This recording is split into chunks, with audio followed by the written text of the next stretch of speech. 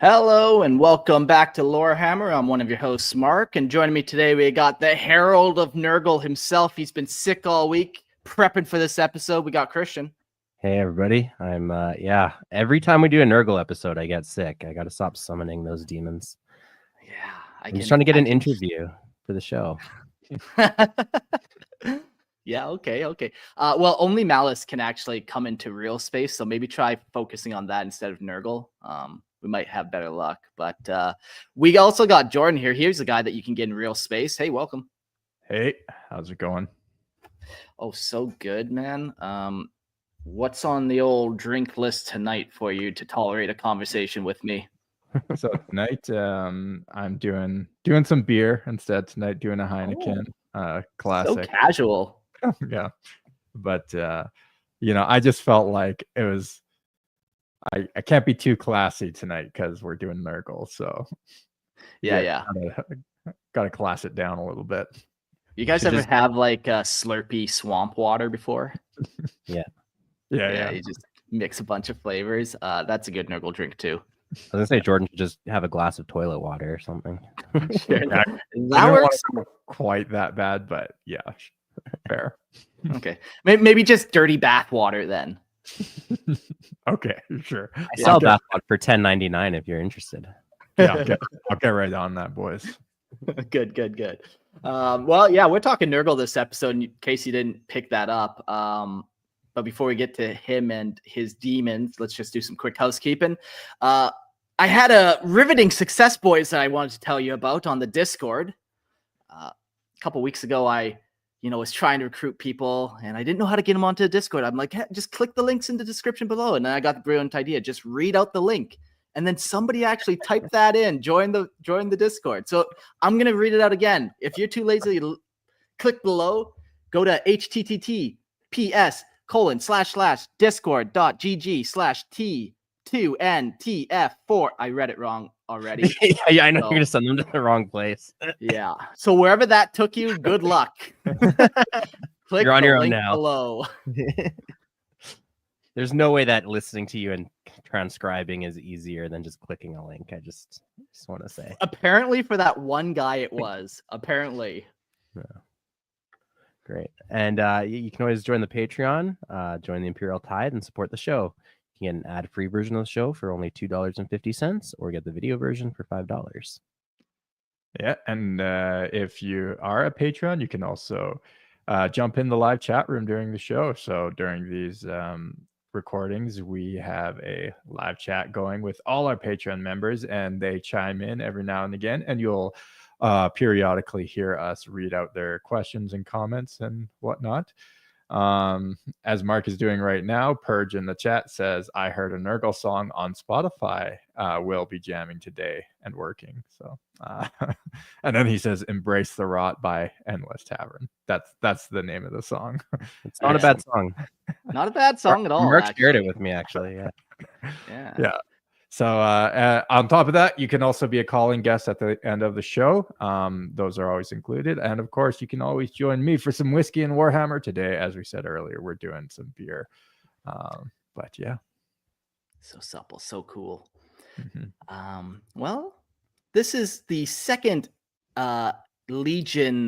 Demonic Legion episode we've done. The first one we did was a couple days ago about Chinch. And if you kind of got the vibe of that one, what we're doing in this episode is going to be pretty similar. I'm trying to make these all standalone episodes, these 4 Legion ones. So if you hear a couple of the same, literally the exact same paragraphs, like, I can only describe the concept of a greater demon so many ways. So if you hear kind of the same repeat, sorry, I'm trying to keep it so it's like self-contained. We're in this episode, going to be talking about Nurgle demons. I had a lot of fun talking about true names and true deaths and possessions and all that kind of stuff. So I'm excited to see what you guys think about that kind of stuff. And then we'll get into the Plague Legions themselves. We'll talk about some of their war gear, their icons and instruments and all those kind of things. Each god has their own vibe of instrument. Slaanesh is an electric guitar, so we'll talk about some Nurgle ones. Maybe we'll come up with our own. And then we'll jump into the actual Demonic Legion, where we'll talk about demon princes, greater demons, lesser demons, beasts, steeds, demon engines, and then finally we'll cap it all off with notable demons of Nurgle, including such hits as Epidemus and the Tattle Slug. So I love the plug. yeah, it's gonna be a fun little episode. I honestly think that Nurgle's probably my favorite demon, so I'm excited for this one. I definitely just enjoy him more than Khorne. I know in the last we did that Khorne episode, and I was a little down on Khorne, but I'll be up on this one. So You'll be down bad for Nurgle. Oh God. But in the best way possible. Yeah. Sweet Nurgle. Do you think are STDs in the realm of Nurgle or Slanesh? Or both? It's one of those weird gray areas that they both benefit from. No. If you have 10 STDs, then you got the Slanesh thing going on, you know.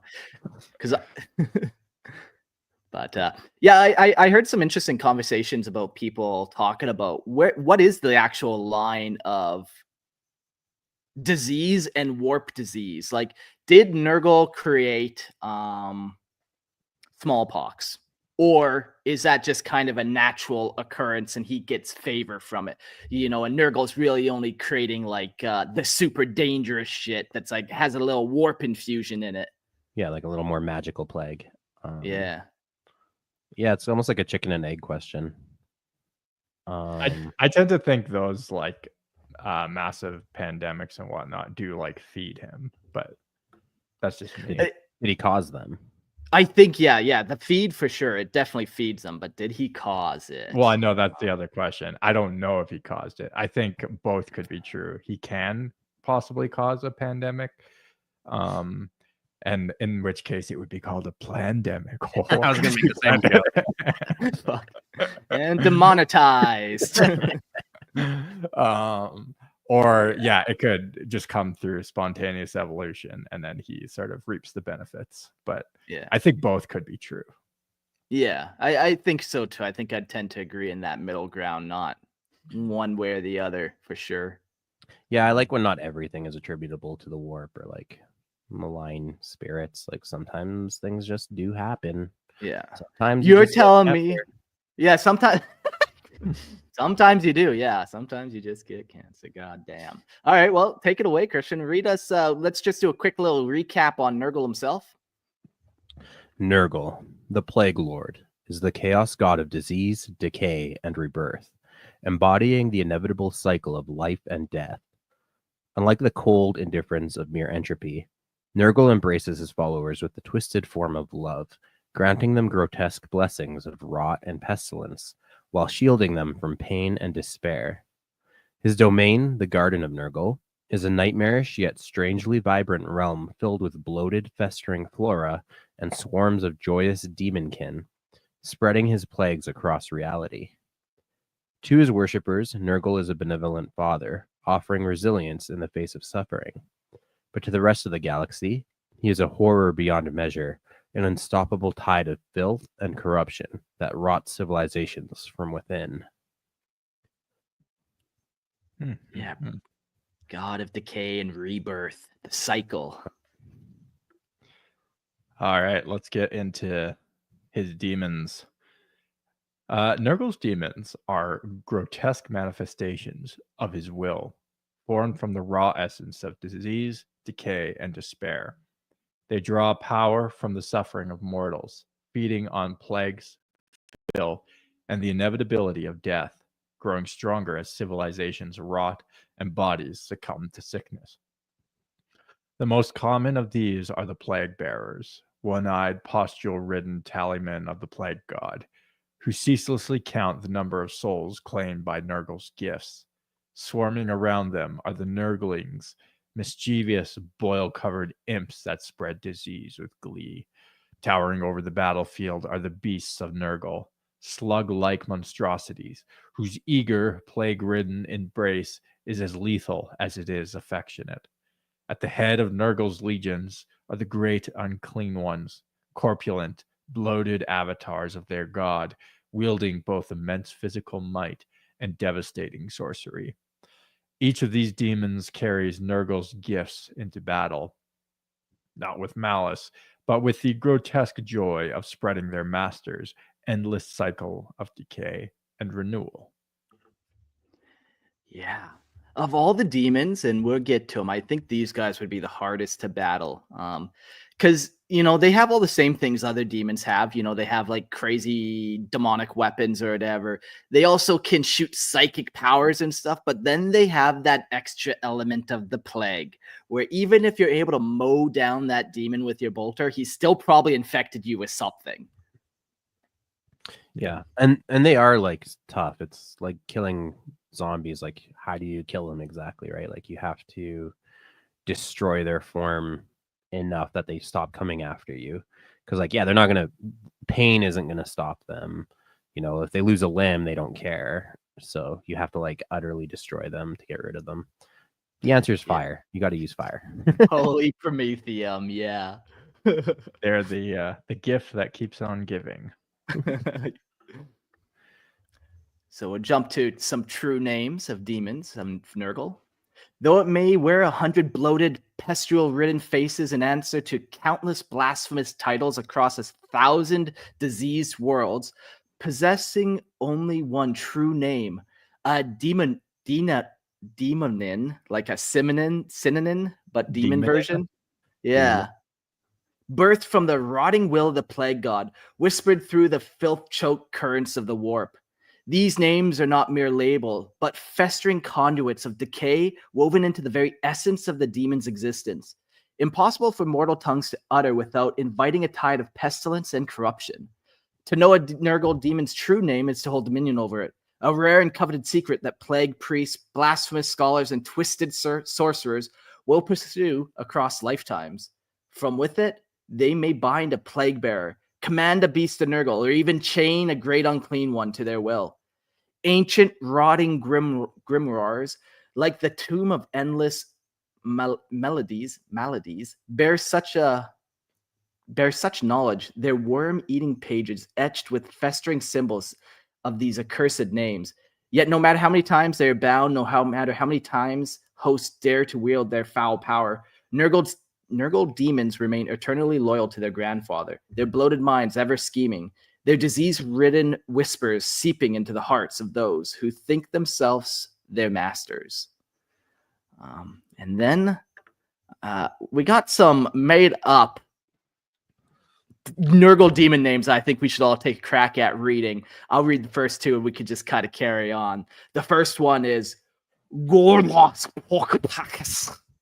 And that means the maw of endless rot, in case you didn't speak Nurgle. Hey, Grim. The next one is Pelothia Thwalxmar Mar. And that's the womb of unborn plagues. So cozy in there. This next one's not too bad. It's Vargal Pestithrax. Yeah, Bloated, not bad. Sounds almost sophisticated. Yeah. I like somebody needs to try number 10 or 12 there, I think. I'll Go give ahead, them Christian. a crack. Pluthrax Vulgor Pesh, the vomiting host. Is the sound no. when I vomit, yes. Okay, now with like a Nurgalian accent. Pluthrax Vulgor Pesh. It's the bubbling, yeah. Gotta get a little phlegm going. You nailed it. True names are kind of fun, it's a common concept in most fantasies. We're kind of talking about the chicken and the egg in the last episode of what happens when a demon's created. Is a demon created and then he's given his true name? Or like what I kind of like to think, that the true name is spoken and the power and the meaning and all that then manifests the demon. But the name comes first. That's where the power, the essence of it all is actually. That's the starting true point. And that's why they keep it so secret, because it's like their origin point almost. What do you guys kind of think of that concept? I was never really a big fan of the whole true name business. And I know it comes from other like mythology and stuff, but when they introduced it in 40K, yeah, I wasn't a big fan. That being said, I do kind of like. What weren't you a fan about though? Just the whole idea of like, true names giving you power over things and people. Like when it comes up a lot in the Horse Heresy novels, you know, stuff revolving around the Emperor's true name, or, you know, a different, you know, Primarch's true name. Like, to me, the concept is always kind of silly. But what you were saying there with the idea that the name is in the creation process, that's kind of cool. I could vibe with that more so than the other way around. Yeah, it's like Nurgle speaks his dark tongue, and it's not even necessarily so much a name as it is, yeah, like the description, you know? Yeah, and that generates the being. Yeah.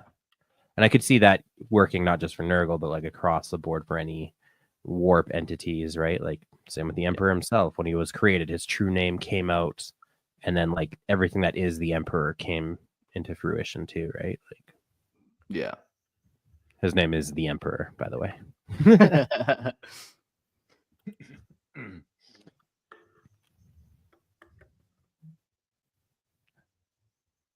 All right, on to the next one. Yeah. You didn't have any thoughts on true names, Jordan? I was waiting for you to chime in. Oh, sorry. Yeah, I kind of agree with you. I like the idea of I don't even know if I want to say it. More of just like, I don't mind if someone has like a different name in their like native tongue in the world. But yeah, I'm kind of with you. It seems a little tropey, but yeah. Well, yeah, again, it comes from like real mysticism and stuff, but yeah, I guess it has to be included. All right, let's get into true deaths. Hold on, just read this comment first, Christian. All right. Grimaldus says Dale Carnegie, how to win friends and influence people, saying people's names is key. That is. Thanks, Grimaldus. You've been very helpful, Grimaldus. Learning people's true names is essential to making friends, and also summoning their true death. Oh. Nurgle's demons, immortal and ever joyous in their decay, endure for as long as Grandfather Nurgle wills it, festering in the warp until they are called forth to spread his gifts. When slain, they do not die, but are merely banished, their bloated forms unraveling into filth and pus before reforming within the Garden of Nurgle, where they patiently await their return. Whether by the passage of time, the desperate prayers of plague-ridden cultists, or the blasphemous rites of disease-ridden sorcerers. Yet even these demons of rot and renewal can face a fate worse than mere exile. True death, an utter annihilation of their essence, is a rare and almost inconceivable horror. To achieve such a feat, one must wield relics of immense power, sanctified not by purity, but by faith, twisted in opposition to chaos itself. Holy artifacts bathed in the Emperor's light, like the blade of Saint Celestine, or the searing psionic wrath of the Grey Knight's nemesis weapon, can snuff out a demon's existence entirely, severing it from the warp's sickly embrace. Even Nurgle's touch cannot revive those who fall to such unholy means. For his children, who cherish their immortal cycle of life and death and rebirth, this is a fate more terrifying than any purge of fire or steel. Yeah, the true death is a fun concept, you know. You can kill a demon 1 billion times and they're going to come back. You're not killing them, you're banishing them typically.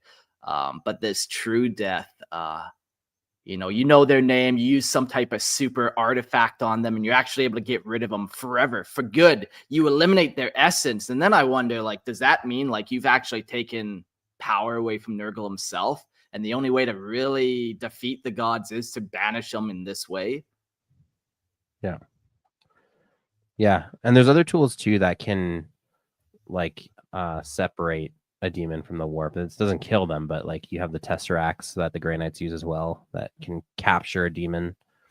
And yeah, just cut them off from that cycle, from the warp, and just keep them self-contained in their own little pocket dimension.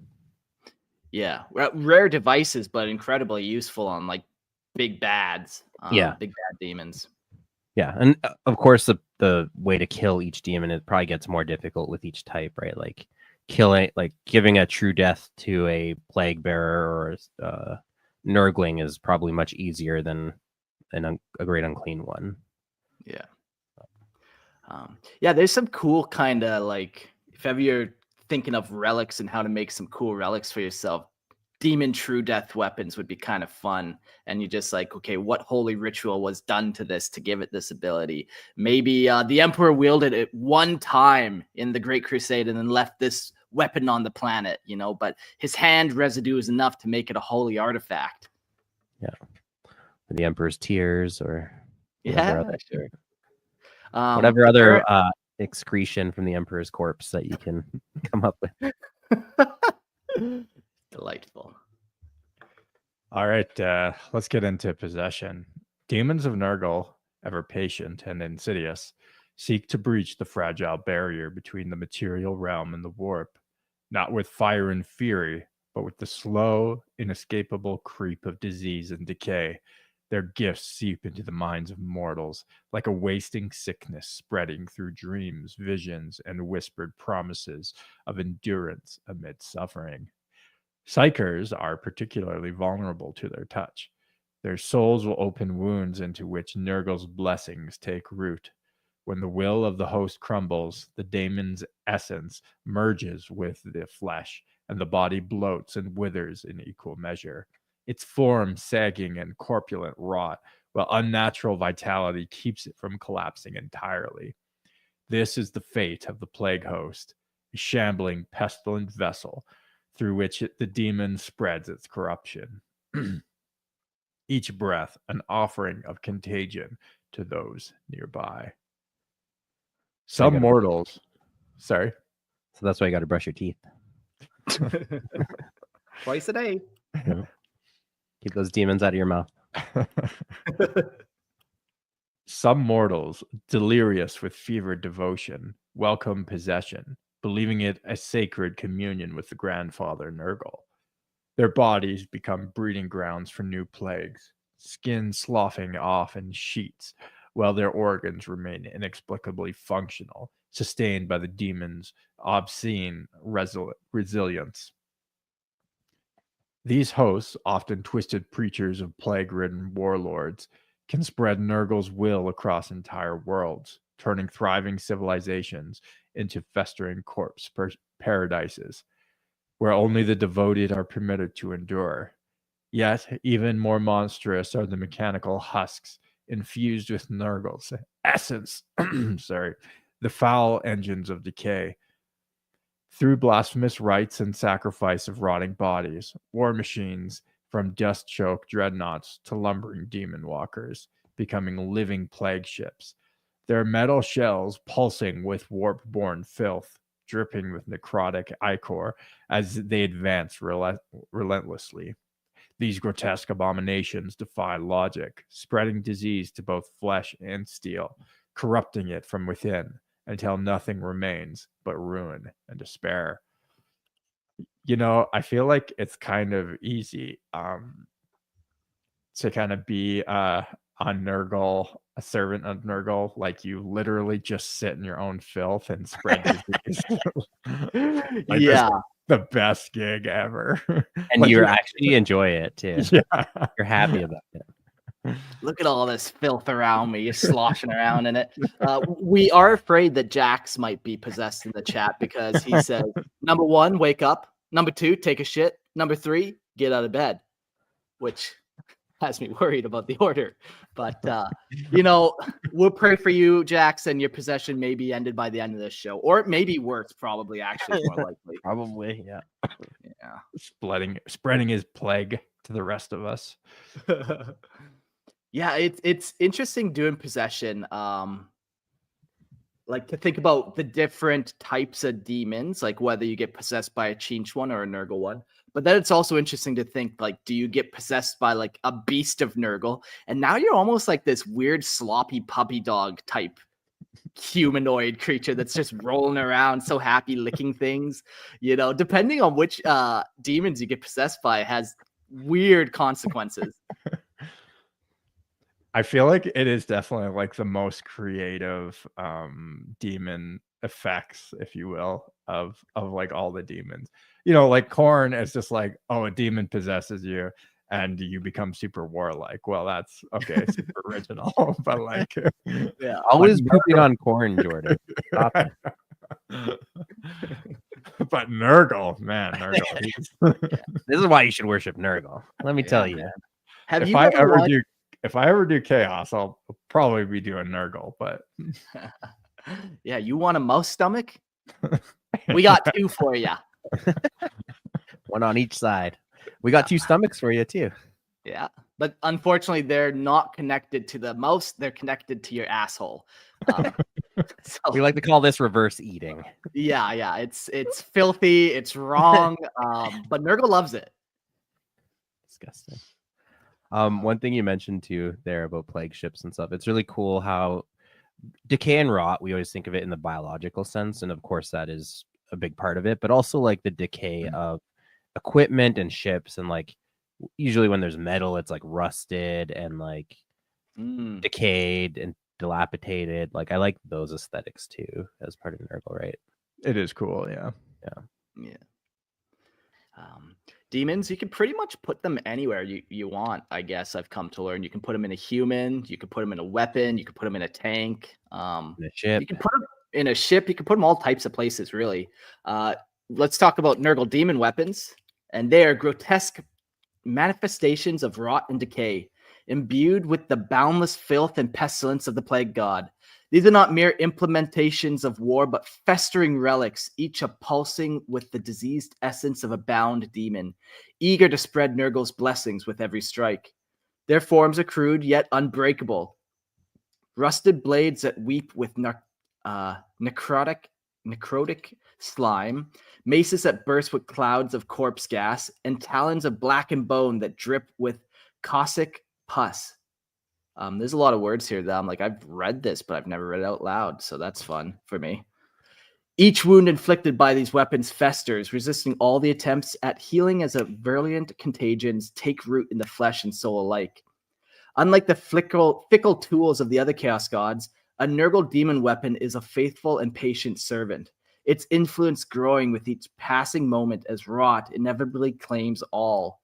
Those who wield such weapons find their own bodies changing, boils erupting across their skin, breath thick with spores, their lifespans twisted into agonizing but eternal existence. To carry Nurgle's blessed weapon is to accept Grandfather Nurgle's gift, to embrace the slow, inevitable spread of corruption until the wielder and weapon are one, a walking plague upon the living. Yeah, like with Nurgle, it seems different, the end game of a Nurgle demon weapon. Like the Nurgle demon weapon's end game is like to corrupt you into being like it and then probably absorb you essentially. And now it's kind of got like a body that it can walk around with and it's in control, where the other demon weapons, not quite the same outcome, where, you could have a corn demon weapon and as long as you're swinging that thing, it's never going to come after you. It's a happy little sword. Happy little chain sword. Mm-hmm. Should write a children's book. That's funny. Yeah, that's the new Dad Hammer series. The happy little chain sword. And then the plot twist at the end is that it's been a demon weapon the whole time. Yeah, it's cool, the aesthetics too of all the different demon weapons. Like in Nurgle's case, you get a lot of like jagged rusted daggers, or you get lots of scythes. Yeah, they're always like thematic in line with like the god. I mean, they don't have to be, but yeah. Yeah, and like you can bind demons to anything. Like you could have your butter knife of Nurgle at hand, and you bound that demon now to, if you can bind them to books, you could bind them to a toaster if you want. Anything you want, man. Yeah. I think corn is more fitting for the toaster, but yes. But yeah, you could, like you said, any weapon, anything, your bolter or whatever. But there are certain like aesthetic elements that tend to be seen on the tabletop or in art or whatever. So yeah, just wanted to point that out. Yeah, for sure. Demon engines. We'll talk a little bit more about them later in this episode. But just kind of another quick example of things you can attach demons to. They're like what's that tape that like sticks on anything. Whatever that commercial is. Just stick a demon in it. I'll fix it right up. Got engine trouble? Just put a demon in it. Yeah. No, it's perfect. Works every time. Every time. All right. Let's get into the bound. Though demons are bound by their intrinsic nature and the unyielding will of their patron, mortals have long sought to twist the power of the warp to their own ends, binding these entities through profane rites. Among the ruinous powers, Nurgle's demons are the most insidiously patient captives, enduring their imprisonment like a disease biding its time within a host. Cults of the Plague God and even the most desperate radicals of the Ordo Malleus have attempted to shackle these festering horrors, seeking to harness their unnatural resilience or their gifts of unholy pestilence. But the children of Nurgle do not chafe against their chains with rage or deception. They simply wait, rot creeping into every flaw, corruption seeping into every essence of their captors. A bound plague bearer does not struggle, it spreads. The sorcerer who binds it will find their flesh bubbling with sores, their lungs thick with phlegm, their mind fogging as weariness takes root. No incantation or warding sigil remains untouched by decay. Every attempt to strengthen the binding only hastens its erosion. Great Unclean Ones, if somehow shackled, respond not with wrath but with laughter, deep, gurgling, and unshaken. They speak to their captors in soothing tones, offering them Nurgle's love, a patient and inevitable embrace. Even Nurglings, whose giggling, pestilent imps worm their way into the hearts of their so-called masters, whispering sickly sweet promises of eternal life until the fool no longer realizes they were never the ones in control. Unlike the beasts of Khorne who rage against their chains, or the devious servants of change who plot intricate betrayals, Nurgle's demons simply persist, an infestation that no prison can hold forever. No shackle is immune to rust, no lock is free from corruption, and no mortal can resist the slow creeping touch of entropy. The true horror of binding a demon of Nurgle is not that it will lash out in fury, nor weave some complex scheme, but that one day the binding will fail, not in a moment of defiance, but in a slow, inescapable collapse. And when it does, the demon will still be there, smiling, waiting to embrace the fool who once thought to control it. Yeah, that's like unsettling in a whole other way. Like, and it's almost it ties well. Like if you have ever had health complications and things, kind of like it's always like a lingering worry, you know, and that's kind of how Nurgle operates. Like, you know, if you're trying to bind this demon or whatever, use it for your own ends. It's now you've kind of chained yourself to it. It didn't chain yourself. You didn't chain it. You chained yourself to it, right? So you're like, now it's always going to be a problem for you. You're always going to be worried about this disease eventually coming to the forefront. Yeah. It's creepy in its own way. It really is. And it just shows how like Nurgle operates is so different than the other chaos gods. Like he's not out here to hurt you necessarily. You know, he loves you. He wants to spread his blessings upon you. And even his demons kind of reflect that, where he just kind of accepts it. You know, he's like, well, I'll spread pestilence for you as well. It doesn't matter to me. Now I'm bound to real space. Lucky me. Yeah. They got what they wanted. Yeah. All right, let's get into the Plague Legions. They are the rotting hosts of Nurgle, seeping forth from the blighted depths of the realm of chaos. They shamble, bloat, and burst their way into real space. When the veil's thin, vomiting forth grandfathers. Man, sorry. The descriptors in this are just so funny. Okay. Having flashbacks of your grandfather's vomit. Yeah. All right, let me start that sentence again. They shamble, bloat, and burst their way into real space when the veil's thin, vomiting forth grandfathers' rancid generosity. Their gifts seep into flesh, into soil, into steel, corrupting, withering, ensuring all things fester in It's How happening. How fitting. Yeah, Grimaldus in the chat says Nurgle is pleased. is true. To those writhing beneath their assault, the legions are a wall of filth and ruin, a tide of gangrenous flesh and weeping sores. Yet within the madness there is purpose. For as a pox follows its course, blossom, festering, killing, so too do the plague legions toil in unholy order. They are the gardeners of ruin, the midwives of disease, their labors ensuring that all things rot in their season.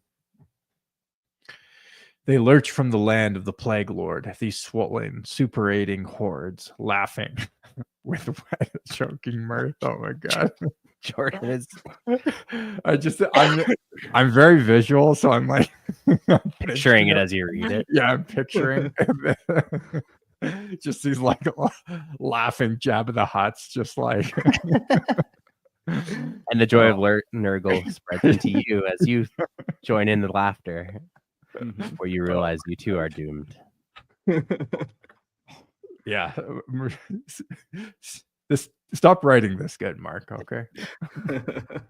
Where they pass the air, curdles, metal corrodes, and flesh of the living sloughs from bone. Theirs is a boundless charity, their master's kindness spreading in boils and filth, leaving behind only suffering, stagnation, and inevitable, unrelenting death. Each legion is a child of Nurgle's unwholesome fecundity, a piece of fecundity, okay, a piece of the endless cycle of degradation and rebirth. The Fecundus Legions kneel at the cauldron, stirring filth, mixing pus and bile into new virulent strains. It is their joy to cultivate new plagues, their laughter echoing as they unravel the flesh of mortals to refine their ingredients. The infectious legions carry their burdens forth, dragging sickness into new worlds, their bodies swollen and dripping hungry pestilence. They are the touch that spreads, the first whisper of infection before the shrieking comes to death. Now we're getting into some of the flavor of the legions with these different kind of the infectious, the fecundus. Yeah, Fecundus fun. sounds gross, but it just means fertility, for the record. Oh, and then they're always making new ones. Okay. You live, you learn. We'll carry on with the Plague Legions. The Pathogenous Legions are the bloom, the apex of contagion, an unstoppable sickness made flesh. They engulf, overwhelm, shatter defenses with the inevitability of unchecked diseases. Where they march, the ground heaves with bile, the very air thick with corruption. The epidemic legions spill outward in an avalanche of rotting flesh. Their numbers bloated like a corpse left in the sun. They swell, spread, surge forth in an unstoppable deluge of disease, ensuring no corner of existence is left untainted. The rot legions take their pleasure in ruin, their blessings crumbling walls, rusting armor, and reducing all to quivering, perturbescent ruin. They do not simply conquer, they mulch, turn cities to sludge, lands to futile swamps. Foetid. There's so many fucking gross words.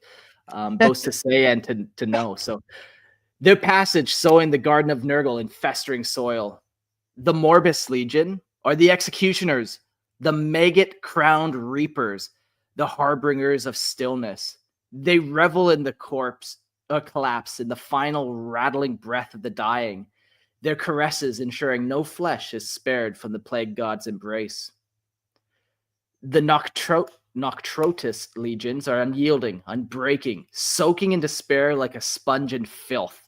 They are not swift in their work, but inevitable, grinding all hope into weeping wounds and necrotic resignation. Yeah. So far, I think my favorite one was the Epidemic Legions. An avalanche of rotting flesh, their numbers bloating like a corpse left in the sun. They swell, spread, and surge. Oh, no, not that one. Sorry, it was the Rot Legions, where they just turn everything to sludge, or they mulch it, and everything just goopifies. Yeah. I like the Morbidus Legions. I mean, a maggot crown Come on. Mhm. How do you top that, really? Yeah. I like them too, but I'm less enthusiastic about the maggots. But more about watching people die, their last breath. That Yeah. part you like. Yeah. Yeah. But They're more like a Grim Reaper form of death. I like that. yeah. All right, let's continue with the Plague Legions. And so the cycle churns, unending, unceasing. The Plague Legions, each a tumor in the great cancerous body of Nurgle's love. Each legion, that should be like a Valentine's Day card. You're the tumor in the great cancerous body of Nurgle's love. Each legion is led by a great unclean one, a hulking, sloughing monstrosity of dripping kindness and relentless decay. They nurture their charges as festering wound nurtures its maggots, delighting in the gifts they bestow. These gargantuan shepherds shape their armies as they see fit. Some delight in aerial plagues, sending forth buzzing, rotting clouds of plague drones. Others prefer the sodden embrace of beasts of Nurgle or the grinding tide of plague bearers. But even they change, shifting like spoiled meat left to stew.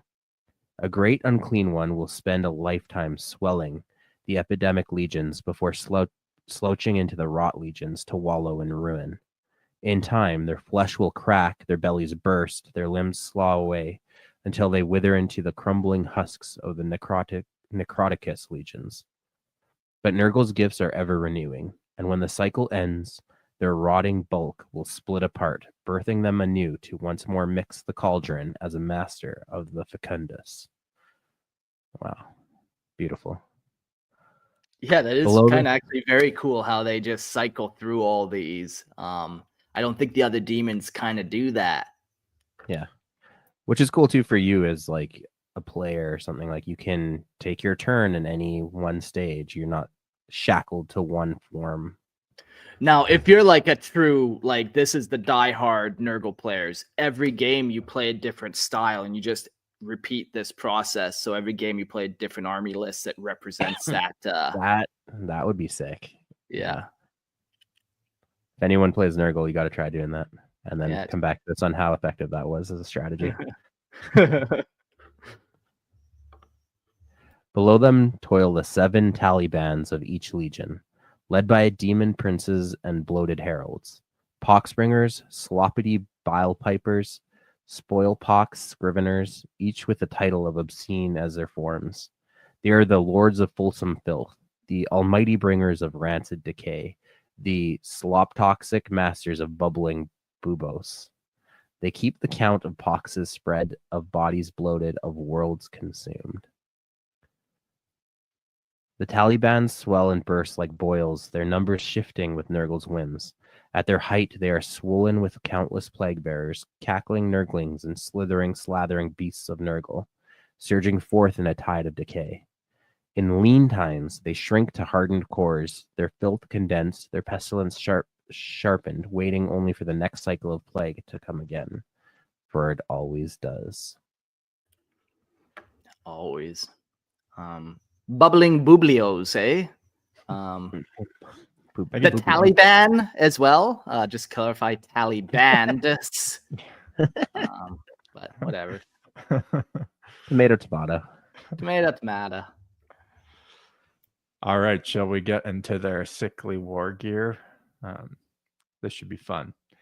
The war gear of the Plague Legions, such as the wrought banner of unyielding decay and other vile relics, channels the overwhelming filth and pestilence of Grandfather Nurgle, spreading disease and despair across the battlefield.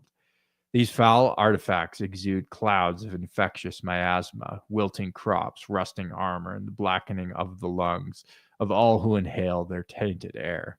Instead of instilling panic through sorcerer's trickery, they sap the strength of the enemy, leaving them wheezing, feverish, and too exhausted to fight. Where once stood disciplined ranks of warriors, now shambled, haggard, plague-ridden husks, too delirious to raise their weapons, as the laughter of demons echoes through the rot-choked air. Plague Banner. The Plague Banner is a twisted standard woven from festering flesh and bloated entrails. Waves a pall of disease and decay, spreading Nurgle's corrupting influence across the battlefield, weakening the resolve of all who behold its nauseating sight. That's just cool, like something you look at and it makes you sick. That's you, Jordan. You do that to me. Plague Banner Jordan. I serve my lord, my grandfather. The icon of Nurgle is a grotesque pulsating symbol of decay and rot, a fetid banner that exudes the malignant power of Grandfather Nurgle, spreading his diseases and corrupting blessings across the battlefield. His twisted, decayed form seems to rot and regrow with every passing moment, festering with pustules. That's a funny word. And dripping with the foulness of the warp, inspiring unholy resilience in Nurgle's followers, while bringing sickness and despair to their enemies. Instrument of Chaos. The instrument of Nurgle is horrific. Is a horrific, plague-ridden device of decay, imbued with the fetid essence of the warp, its discordant sound resonating with the plague-filled screams of the diseased ones. When struck, it emits a putrid, lurching melody that echoes with the sickening rhythms of death, causing enemies to buckle under the weight of sickness, despair, and nausea as their bodies begin to rot from within, while their minds descend into madness. Yeah, cool. These are mostly just banners, these pieces of war gear, but it kind of gives you some ideas of what to do when you're building your guys, or just what the different legions banners might look like. You know, you could have a plague banner, or you might just have an icon of chaos, and then what does the Fecundus banner look like? You know, you could kind of come up with some stuff then. Yeah. The instrument of chaos, typically I feel like is like a bell for Nurgle. Jordan, you're a musician. What instrument would you play for your grandfather? I'm not sure. Maybe a harpsichord or something. Okay. No, I always do enjoy in 40K, not just with Nurgle, but you know, things like the war singers and stuff, like incorporating noise music as a weapon. I think it's always kind of a fun idea. Yeah. Sonic, man. Yeah. Once again, question is the brown note a Nurgle weapon or a Slaanesh weapon? I think it depends on what you do with it. The poop, the brownness of it all. Yeah, when it comes out, like, do you try shoving it back up inside you? That might be Slaanesh. I was gonna say that could go both ways. That could go both ways. You're right. Yikes. Worst kinds of people. Yeah, let's get into the actual members, the demons that make up these legions. And the top of the hierarchy is demon princes. Once mortal champions of chaos, demon princes have transcended their former existence, ascending to immortality as favored servants of the dark gods. A Nurgle demon prince is a twisted, grotesque embodiment of Grandfather Nurgle's will, born from the corrupt union of mortal ambition and the blessings of disease. Their purpose is to spread the gift of Nurgle, a gift of decay and renewal, where death is merely a step towards rebirth in the form of a festering, unholy resilience. These demon princes serve as harbingers of the plague and pestilence, leading armies of Nurgle demons to corrupt and annihilate entire worlds. They revel in the slow, painful suffering of their foes, knowing that in the end, all things must succumb to rot, and from that rot, new life will sprout in the name of their benefactor. Appearance. The appearance of the Nurgle Demon Prince is a horrifying sight, an amalgamation of twisted flesh, pus-filled wounds, and disfigured limbs. Once mortal, they have been mutated and warped by Nurgle's divine favor into a monstrous form, often covered in layers of rotting flesh, bloated with corruption and decay. Their bodies ooze with putrid sores and festering boils, exuding an ever-present stench of decay that causes all nearby to gag and retch. Eyes may be clouded or missing entirely, replaced by sickly green slits of festering pustules, while their mouths stretch wide in an endless, mocking grin, exuding an aura of sickening joy. Their very essence seems to warp the air around them, turning it thick with disease and rot. Powers and abilities. Maybe going back to the appearance of demon princes there. I feel like I see a lot of demon princes almost turn out to look like flies, which is kind of the fun concept for Nurgle. Just a symbol and kind of resurrecting an old conversation we had back in the Chinchin episodes. The demon prince model that we talked about back then, the current one, he's kind of generic and doesn't. We were saying how he didn't fit a change theme very well, but I also don't see him really fitting a Nurgle theme very well. Yeah. He just doesn't have the right rotting parts. And like it's all encompassing the rot too. So even if they came out with like, oh well, it's got a head that's slightly nurgly, it's like no. I need that whole model to be covered in filth. Yes. Which is good news because it's probably not the hardest thing to model. It's just slap on piles of green stuff. And they used to have a dedicated Nurgle Demon Prince model too at one point. It's that's a little bit old, older. though. Yeah, but it looks good. I loved it. Yeah, it's hard to look bad, and it was interesting because it was always the one Demon Prince model that was a dedicated model that GW came out with. They had the generic Demon Prince, and then they had this Nurgle Demon Prince, but they never did the other gods. Yeah. Just wanted to throw that out there while we're talking about appearance. Yeah. Powers and abilities. A Demon Prince of Nurgle is an avatar of the Plague God's boundless power, imbued with the strength to spread disease and corrupt entire legions. Their abilities include the power to summon plagues, command swarm-like hordes of demons, and heal themselves by drawing on the strength of the rot that surrounds them. Their very touch can turn flesh to decay, causing limbs to wither and warriors to succumb to sickness before they even draw their weapons. The Demon Prince's aura of disease is a weapon in itself, weakening enemies with debilitating plagues, while their presence inspires unparalleled resistance in their followers, making them seemingly impervious to wounds. Their grotesque laughter often signals an impending wave of plague-ridden terror as they lead the followers in relentless attrition-based warfare. The war gear of a Demon Prince of Nurgle is as horrific as their form, often crafted from the remnants of twisted materials and infused with the power of decay. They wield massive, rusty weapons, such as corrupted axes or barbed claws, each blow leaving a trail of festering disease. Their armor is often composed of rotting carapaces and decayed metal, which are both an extension of their bloated form and a reflection of their eternal connection to Nurgle's power. Some may bear pestilent banners and instruments of decay, instruments that release waves of poisonous vapors that emit the grinding screams of the dying. These items are not physical tools, but of war, but also manifestations of Nurgle's endless bounty of rot and decay. Each piece a testament to the eternal endurance and endless entropy that defines their nature.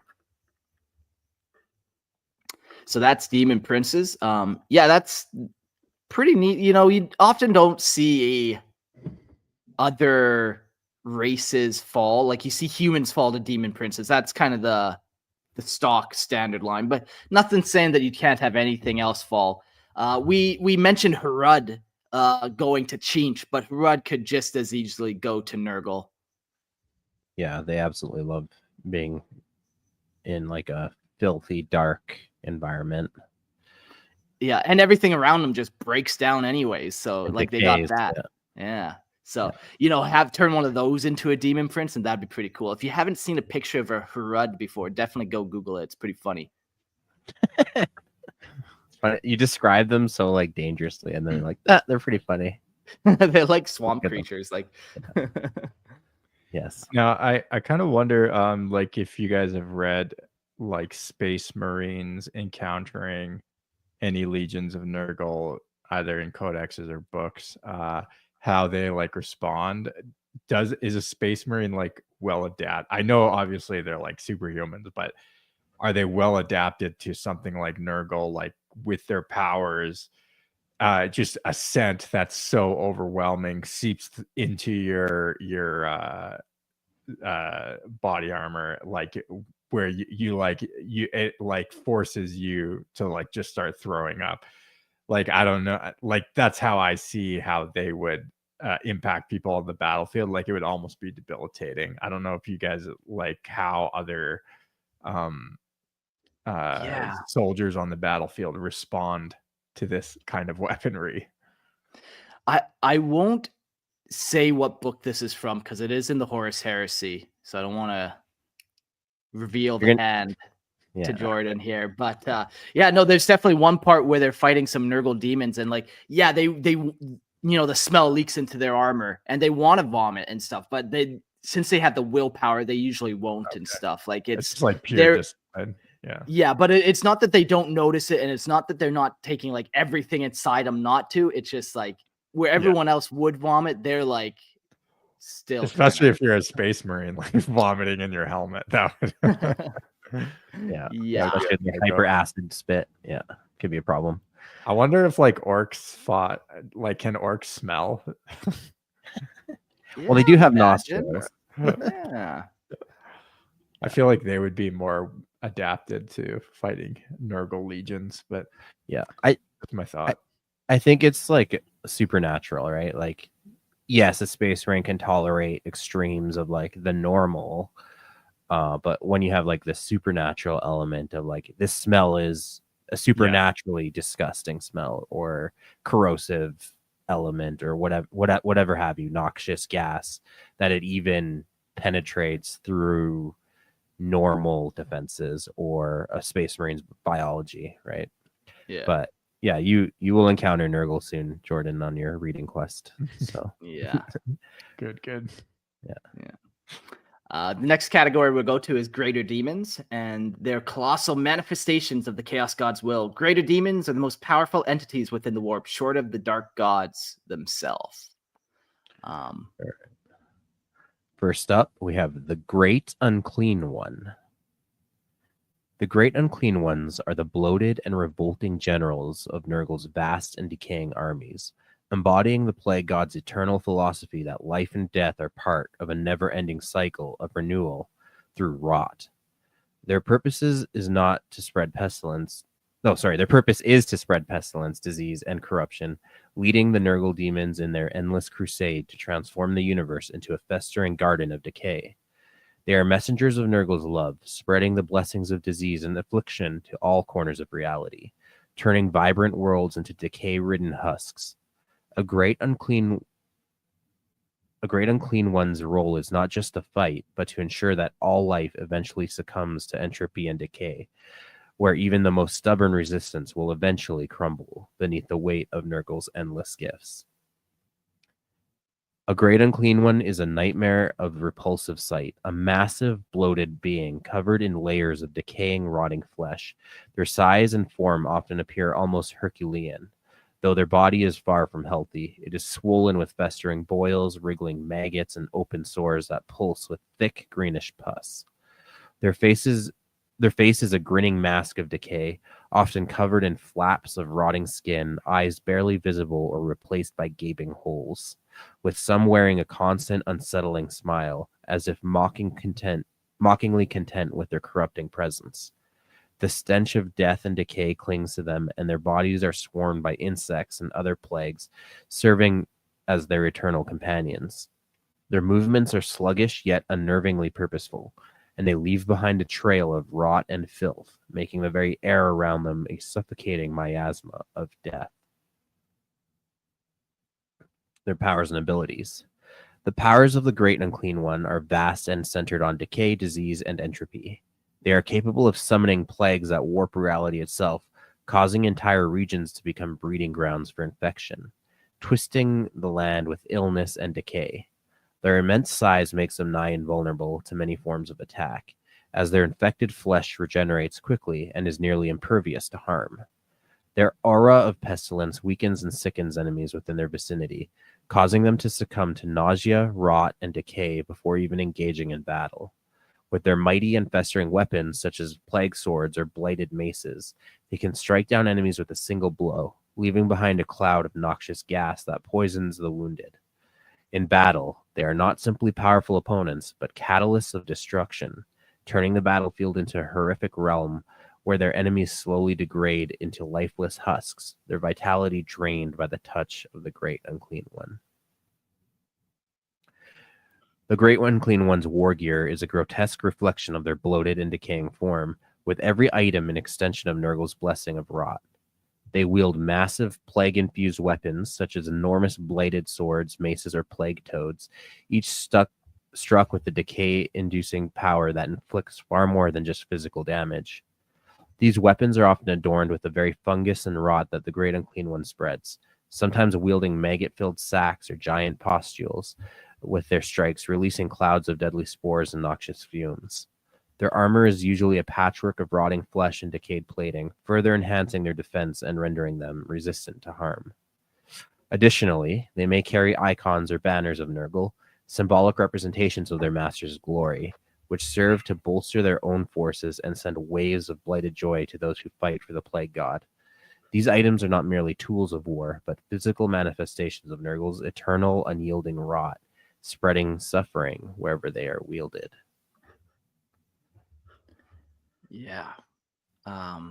Definitely one of the coolest miniatures, man. The Great Unclean Ones. Just these fat, lumpy, gross creatures that are so big. Like, just imagine the scale of actually running into one of them if in like real life. Like on tabletop, they're big mini, man. In real life, they're like these 50-foot tall fat men that are trying to like hug you and give you sickness. And have teeth for stomachs and all kinds of maggots crawling. Yeah. There's a phobia about being scared of like holes. I forget what that's called, but whatever. If you have that phobia, trypophobia. Yeah, if you have trypophobia, definitely these models are not for you. Yeah. We'll jump to lesser demons now. Maybe a quick thought here just to consider while going through this. Like, you know, Nurgle can make any demons he wants, but it seems like they always fall into these categories. And like all the gods only have one greater demon. Would it be interesting at all to see more than one greater demon for the god? Is that something we care about even? Or does the god kind of just need only one? What do you I like the thought. It's kind of at odds with the rest of my opinions on chaos. I think the other demons should be more varied, but I think they should have a signature greater demon. I think that it's easier to identify and like pick out that special unit that kind of like embodies that god's essence, whereas you could have like a bunch of other, you know, mishmashed demons, which I actually prefer. I don't like that they're all uniform, except for the greater demons. So that's my 2 cents. Yeah. I kind of like that thought too. Yeah, you have the greater demon. Definitely, that's a static. They're all pretty well the same, roughly. But then, yeah, when you have lesser demons, maybe that's where they branch out, get a little more varied. Beasts, obviously, like no rules on them. Yeah. With Nurgle too, and depending on the demon, like Nurgle, Chinch, like Khorne doesn't need a bunch of different types of demons. He's like, yeah, no, my bloodletters are just fine. Thank you very much. He's not the most creative type either. You know, he's not out there making a bunch of new demons. So I guess it would also depend on the god and how many different variations there are. Yeah, I was gonna go in the opposite direction. And what if they had one kind of demon, greater demon template, but then each god took an aspect of it and morphed it into what it should be. I think that idea is going to be less popular. Like, I don't even totally like it. Yeah. But in theory, like, just something to throw out there. All right, shall we get into the plague bearers? They serve the purpose of spreading Nurgle's blessing of decay and death, filling the world with disease that weakens and breaks their enemies. They are used as a tool of Nurgle's will, advancing with mindless determination to crush resistance and lay waste to the mortal realm. They also function as messengers of the plague gods, endless cycle of decay, heralding his will and creating the fertile ground for the next stages of rot and rebirth. They are part of Nurgle's grand design, an extension of his endless desire to watch the universe wither and die in continual, inevitable process of decay. Their appearance. Plague bearers are grotesque and disease-ridden, their bloated, pus-filled bodies a testament to the corruption of Nurgle's influence. Their skin is usually mottled and green, covered in oozing sores, blisters, and lesions, while insects and maggots crawl across their bloated form. They have large, empty eyes that exude an air of unearthly apathy, for they are far beyond fear, pain, or regret. Their mouths are gaping, often with chunks of rotten flesh hanging from them. Despite their grotesque appearance, they are not aggressive in manner, often moving in a slow, relentless shuffle, spreading their lord's will with every step. Powers and abilities. Plague bearers are able to summon the power of Nurgle to spread the gift of disease, and their very presence causes decay and rot in the surrounding area. Their aura of contagion weakens and poisons their enemy, causing debilitating diseases to spread like wildfire among their foes. Their resilience to pain and death is immense, as they are almost impervious to injury due to the corrupting powers of Nurgle, allowing them to continue fighting, even after suffering grievous wounds. Their weapons, often imbued with foul energy, can carry the same powers of decay, slowly breaking down the bodies of those who strike. War gear. Plague bearers typically wield simple but highly effective weapons that reflect the decaying influence of Nurgle, such as plague swords, rusted blades covered in decay, or plague cleavers that can cleave through armor with ease. Their weapons are often dripping with toxic bile or diseased ichor, spreading infection with each strike. While their weapons are not necessarily grand or complex, they are deadly in the context of their purpose, to bring suffering, rot, and disease to the mortal world. Some plague bearers may carry the icon of Nurgle's banners or other symbols of their lord's will, further invoking the blessings of their patron during battle. Yeah, cool. Very nice. Just little demons, just little gribbly demons. One thing I haven't. Sorry, go for it. Were you going to talk about plague bearers? I was going to talk about heralds, kind of moving a little bit past, but also plague bearers. So maybe say what you're going to say first. Okay. Yeah. Plague bearers, they're little when compared to like Great Unclean Ones, but they're typically fairly large too, aren't they? Like 8 feet tall or something. It's hard to tell the scaling on the tabletop, but like compared to you or me, yeah, they're big, even though they're small. Yeah, like they're tall, they're bloated as well. So even like that dimension is weird. Like their fingers would all look so sausage-like. Like everything is just disproportionate. Yeah. And I was just gonna say in regards to their appearance too, they often appear, and this is typical of them, but not exclusively, to have like big singular eyes and a single horn. Is very like Nurgle-esque in imagery. A lot of the antlers too, very Nurgle-y Mm. features that you see. When I say they're like features, like they appear on the demons, they appear on like Nurgle followers. Like you might sprout a horn in the middle of your forehead. Very Nurgle-y themes. In like Yeah, have you ever seen like an elk shedding its velvet? Yes. From its, yeah, like it's a crazy looking sight. Yeah. Very Nurgle-y. Yes. But anyways, what were you gonna say about heralds?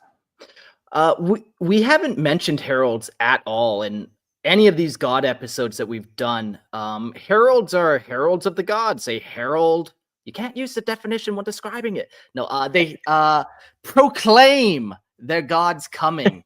But typically they are just lesser demons that have a little bit more power in their creation.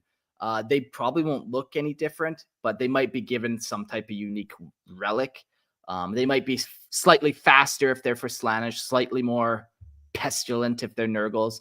But heralds do exist, and I thought they should be mentioned. But they're just like, they're like sergeants almost. Like, yeah, they exist, but fucking who cares? Like, it's almost like a rank within the subgroup. So like, yeah, like you said, they wouldn't look all that different. Maybe an extra horn or a little something to set them apart, but nothing major.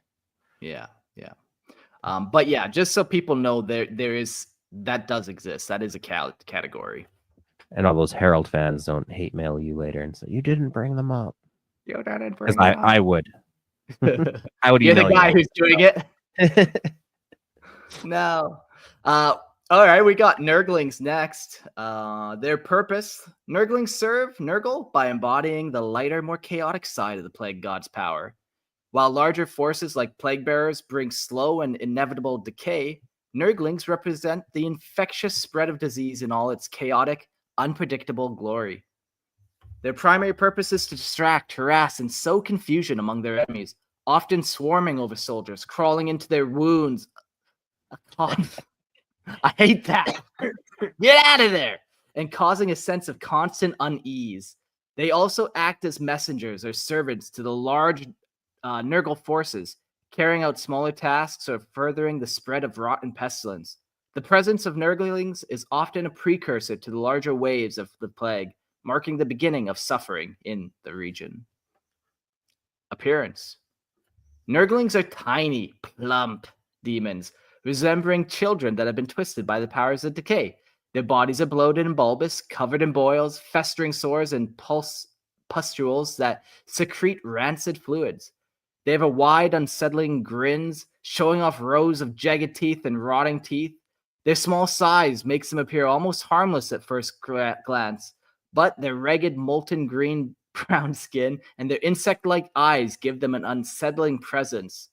Nurglings, often having multiple tiny limbs, some with claws and others grotesque mutations, allowing them to scuttle around with surprising speed. Somebody's pulled up some pictures here on the live stream, which is pretty fun. These little Nurglings all stacked up on top of each other.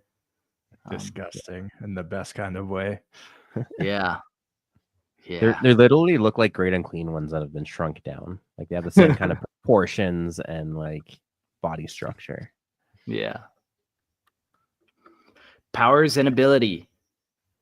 Despite their small size, Nurglings possess a variety of abilities that reflect their nature as embodiments of decay. They have an innate ability to spread disease with every touch, their tiny claws and bites leaving festering wounds that rot flesh. Their presence seems to warp reality around them, causing an aura of sickness that weakens those nearby. Nurglings are remarkably difficult to kill, as their regenerative abilities allow them to recover from most wounds, almost as quickly as they are inflicted. Additionally, the sheer numbers can overwhelm their foes, and their ability to swarm makes them a dangerous force when encountered in large groups.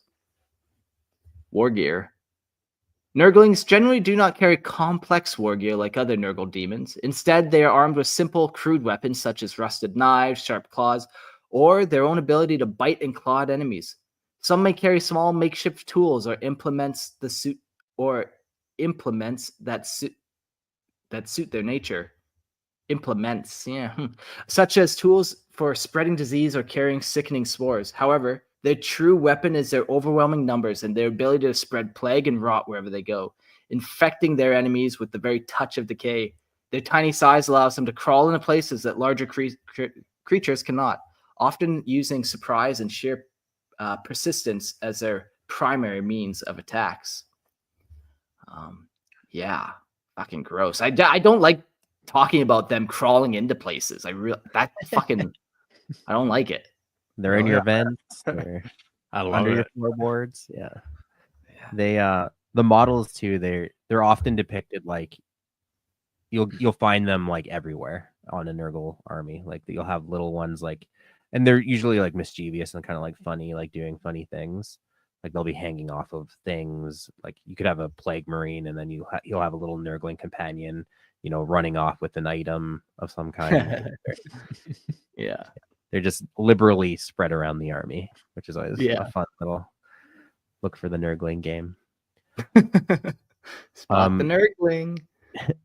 Kind of going back to the Heralds discussion, just in the chat there, Grimaldus is talking about Epidemius. I think he's concerned that we downplayed how Heralds are Epidemius looks like a plague bearer. He's just hefted on a big throne carried by a bunch of Nurglings. So again, like if you got him off that throne and he was just walking around, he would look like any other plague bearer. Yeah. So I just wanted to point that out. Yeah, and at the end of this episode, we will talk about him. Like he is a named character, and he is special beyond just being a herald. I feel like, like he's like a herald of Nurgle, but yes, he is more special too. Yeah, like we'll get to him when we get to him in this episode, but we'll remember to berate Ursats later. Break them over the coals. Yeah. The other thing we aren't really talking about in this episode, because we'll talk it next time we do the Chaos Gods go around, is Poxwalkers. And what are the Pox beasts called? I forgot what they're called. They're like beastmen, but for the plague. Plague beasts, maybe? No. But either way, whatever they are, it's not important for this episode. When we come back around, like this is the demonic legions, but eventually we're gonna do the cults of the gods, and in the cults you'd find like the beastmen, and Poxwalkers are probably in there too, because they're typically mortals that have then died to some Nurgle disease and kind of reborn as this Poxwalker. So it's not necessarily from the demonic legions, it's more that mortal followers route, the cult route. So they do exist, but like I said, not this episode, another one. Pestigors is what you're looking for. Pestigors, yeah. Very cool, very fucking cool. Just abhumans that, humans that fucked the goat and made these abhumans. Now we got Pestigors and these ones specifically did a sick goat. Oh no, they fucked the wrong hole. Makes it extra vile. Very vile. Speaking of beasts, there are beasts of Nurgle, unrestrained by humanoid form. The beasts of the warp are chaos incarnate in primal, terrifying shapes, and we'll get to the beast of Nurgle itself. The primary role of beasts of Nurgle is to act as a living tool of devastation, wreaking havoc among their enemies and creating a path of rot and ruin. They are used to charge into the fray, crashing into enemy lines, trampling through ranks, and spreading pestilence wherever they go. That should just be like a tagline on pretty much all Nurgle demons. Their ferocity and durability make them effective shock units, able to disrupt enemy formations and break their morale. They are also a reminder of Nurgle's dominion over all life, showing that decay and death are inescapable, and that even the mightiest of foes can fall before the plague god's unstoppable forces. Beasts of Nurgle are colossal, hideous creatures, often resembling a grotesque fusion of beasts of vermin, their bodies bloated and covered in festering sores and oozing pustules. Their forms are an amalgamation of various creatures with bloated, swollen bodies, malformed limbs, and gaping maws full of diseased teeth. Their skin is a sickly shade of green or brown, sometimes mottled with patches of rot, and they are often covered in crawling maggots and flies. Their faces are a horrifying blend of beastly ferocity and decay, with bulging bloodshot eyes and noses covered in sores. Despite their monstrous size, they are often surprisingly quick, loping along with disturbing ease as they charge into battle. Beasts of Nurgle possess a variety of abilities tied to their nature as embodiments of rot and decay. Their mere presence causes the battlefield to become a festering swamp of decay, weakening enemies with every step they take. They are immune to many forms of damage, their diseased bodies continually regenerating as they are struck, making them difficult to kill. The beast's venomous claws and bites spread illness and plague with every wound they inflict, weakening their enemies and causing even the strongest of warriors to falter. Additionally, the beasts of Nurgle are highly resilient to physical harm, making them fearsome in close combat, able to soak up damage and keep pushing forward through sheer endurance. Their war gear. Beasts of Nurgle typically do not wield any traditional weapons, relying instead on their immense physical strength, claws, and natural ability to spread disease. Their bodies are covered in natural armor made of rotting, toughened flesh, and their massive claws can tear through armor with terrifying ease. Some beasts may carry additional filth or burdens, such as chains or rusted, disintegrated pieces of armor that serve no practical purpose but to further the corruption they embody. Their primary war gear is the immense physical presence. Each beast is a living plague upon the battlefield, spreading rot with every swing and step they take. The very act of charging into battle with the beast of Nurgle is a declaration that decay cannot be stopped.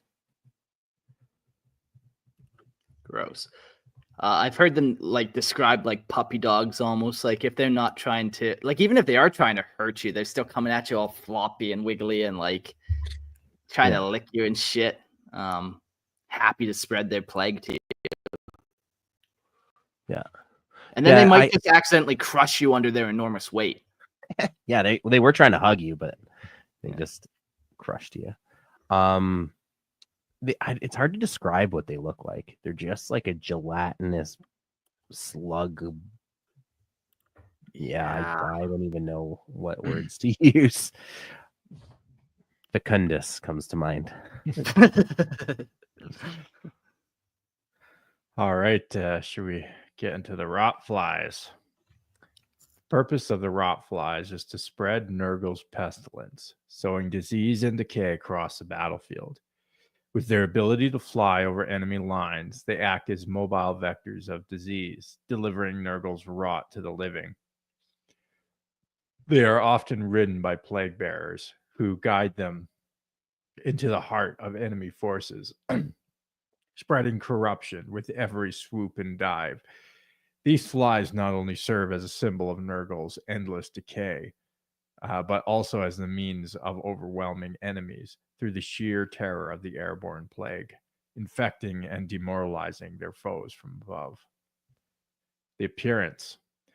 Rot flies have a grotesque, bloated appearance with massive, writhing bodies covered in festering sores, pus-filled tumors, and diseased patches of skin.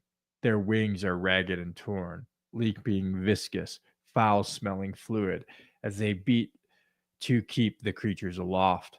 Their faces are horrific, with jagged mandibles and dripping, rotting eyes that ooze toxic bile. When ridden by plague bearers, the flies are often adorned with additional symbols of decay, festooned with fungal growths, trailing filth, and often covered in the wriggling mass of Nurglings that accompany the flies' bloated, decaying bodies. That is a insane mount to have. Wow. Yeah, fucking tight. Their powers and abilities. They possess the ability to spread plagues and rot wherever they fly, infecting the land and enemies they strike. Their bites carry the horrific disease of Nurgle, weakening and withering the bodies of their victims. The flies can also vomit foul, corrosive bile, further disintegrating their foes, and when ridden by plague bearers, they become even more dangerous, as the plague bearer controls the flight path and directs the flies' devastating attacks. Their aerial advantage makes them highly effective at disrupting enemy formations and spreading fear, as their swarms can break the morale of even the most disciplined forces, rendering them vulnerable to the decaying touch of Nurgle. And the war gear.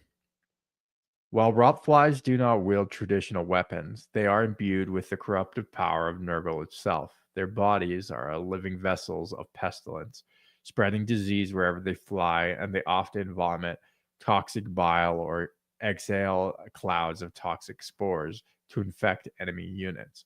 When ridden by plague bearers, the flies may be equipped with additional Nurgle-themed equipment, such as festering banners or other symbols of decay, which aid in spreading corruption. These flies' primary weapon is their ability to spread Nurgle's rot, inflicting debilitating sickness upon their foes with every bite, sting, or touch. Their true power lies in their role as instruments of decay, allowing plague bearers to ride into battle and spread the plague god's will across the battlefield. Fun. Yeah, the flies they're interesting. Like, they're Nurgle's symbol for sure, and he utilizes them in a wide variety of ways. I talked specifically about the rot flies, but that's just one, man. They also got battle flies. They got a whole bunch of different styles of flies. Some are big that you can ride. Some are just your standard small fly that just will literally swarm you in the millions and devour your flesh. Lots of fun flies to be had out there. Yeah. Yeah, I Now- mean, a fly is like sort of just the typical symbol of like disease and death. You know, even if you think of I don't know, any picture that comes to mind of a decaying place, it's like the fly is covering and swarming over the decaying, rotting body, you know. Oof. The buzzing of wings, so many flies that you can just hear that buzz. Yeah. Oof. Don't like. Up next, we'll talk about the steeds. Whether chitinous, serpentine, or equian, demonic steeds are unnatural mounts that amplify their riders' deadly prowess. So yeah, you know, you have the flies, as Jordan mentioned, as like the primary steed, but they also have molluscoids or snails. Their purpose? To act as slow-moving, durable mounts capable of bearing Nurgle's most potent followers into battle. They are embodiments of decay and sickness, serving as a further symbol of Nurgle's corruptive influence. When ridden by plague bearers or other Nurgle demons, the muciloid? How do you guys say that word? Muciloid? I don't know. Molluscoid? Molluscoid. Okay. Like a mollusk? Yeah, molluscoid. Okay, sure. To be the oid of a mollusk. They aid in spreading disease and suffering to the enemy, their bodies becoming living instruments of rot and decay. Their slow, lumbering charge can trample over even the most prepared formations, while the plague bearers atop spread Nurgle's gift. Appearance. The molluscoids steeds have large, bloated, and malformed appearance, resembling some twisted hybrid of an overgrown snail and a dying slug. Their slimy, molten skin is covered with oozing sores and pustules that burst open to release toxic fluids, furthering spread of Nurgle's influence wherever they travel. Their massive, foot-like appendages leave trails of disgusting mucus in their wake, while their slick, glistening bodies seem almost impervious to damage. These steeds may have large, multi-eyed faces, staring vacantly yet grotesquely as they bear their riders with slow, deliberate movements. Their shells, when present, are a patchwork of rotting carapace and thick fungal growths. Their powers and abilities, like all of them, they spread Nurgle's rot, and as they slither across the battlefield, their slimy trails leave behind pools of corruption that infect the land and any living creature that comes into contact with it. These steeds also release clouds of fetid spores from their body, weakening enemy morale and causing debilitating diseases that sap strength. Though not particularly fast or agile, they are incredibly resilient, with their tough, disease-ridden hides allowing them to shrug off many attacks. They are also able to recover from most wounds rapidly due to Nurgle's blessing, making them enduring and steadfast in the face of battle. Their war gear. The musculoid steeds do not carry traditional weapons. Instead, their very bodies are a form of living war gear. Their sliming, rotting shells and bodies serve as living fortifications capable of withstanding substantial damage. They are imbued with the rot and decay of Nurgle, spreading disease with every movement. When ridden by plague bearers, these steeds may carry additional unholy symbols of Nurgle, such as festering banners and cursed relics that enhance the rider's abilities to spread corruption. These steeds are often surrounded by smaller nurglings that cling to their bodies, furthering serving as a means of infecting anything they touch. Their primary function is to bolster the effectiveness of their riders, allowing them to trample over the enemies while perpetuating the endless cycle of death and decay. Why do you put gardens in a snail or snails in a garden? Probably to eat pests. Okay, well, Was that a genuine question, or was that like the lead up to a joke or something? no, that's a genuine question. Yeah, like little tiny bugs that eat your plants and shit like that. Probably snails will eat them. Ladybugs too do that kind of thing. According to Google AI, they can be beneficial in the garden as they decompose dead plant matter, fertilize the soil with their droppings, and even aerate the soil when they burrow. Really, slugs can burrow I suppose. like a worm. Burrow up, yeah, like burrow up your behind. You're using them wrong if that's what's going on. Yeah. So they help in like decomposition essentially and nutrient cycling. So kind of cool to throw them in there. Yeah. They're also, I don't think they're great to have too many too, because they do start to, I think, eat your healthy plants. I did want to actually bring up a comment that, and I had this exact same thought from Jax. No love for the harbingers of the Black Plague rat. And I do think this is kind of a missed opportunity for Nurgle to employ some sort of like, I don't know, rat demon or rat unit. Because rats really are the main killer and spreader of disease of human beings throughout history. So I think, maybe if GW's listening, come on, guys, let's bring in some rats. Unless there's some that I don't know of, but it doesn't seem like it. Yeah. I was going to say it's a greater missed opportunity, as Jack says in the chat, to introduce an entire faction of space rats in the Skaven, space Skaven. Yeah, I guess there's that, but Yeah. I bet that's probably has something to do with it. I Googled when Skaven came out and it was 1986. So like Skaven have been around for a long time. So yeah, when you have that whole model range, yeah, you try to lean in another direction, I suppose. But yeah, rats seems like a missed opportunity for sure. Yeah. I am like, I hate rats. Like, of course, man. We're all burden boys. Of course we hate rats, man. We're the only place in the whole world that doesn't have rats. We're like, fuck those fucks, and we exterminated them. All of them. Anytime I travel and I see rats, it like more than snakes, more than like alligators, they trigger my lizard brain more than anything. That desire to feed, hey? I was gonna say you just want to eat them. No, I want to kill them or run or like not touch them. Yeah. Disgusting little freaks. Ursats in the chat says chinchillas. I feel the same way about chinchillas. Really? Both of you can go to hell. How dare you? They're the I don't want to get all worked up, but that's what's going to happen here if we carry on this conversation. Let's jump to demon engines. You know what, though? Rats are pretty cool, man. Why aren't there rats? We need to, next time we get a GW person on, we got to ask them that. Yeah. Why no rats? Because they used to be freaking, what was that group? Where did they used to be Hrud?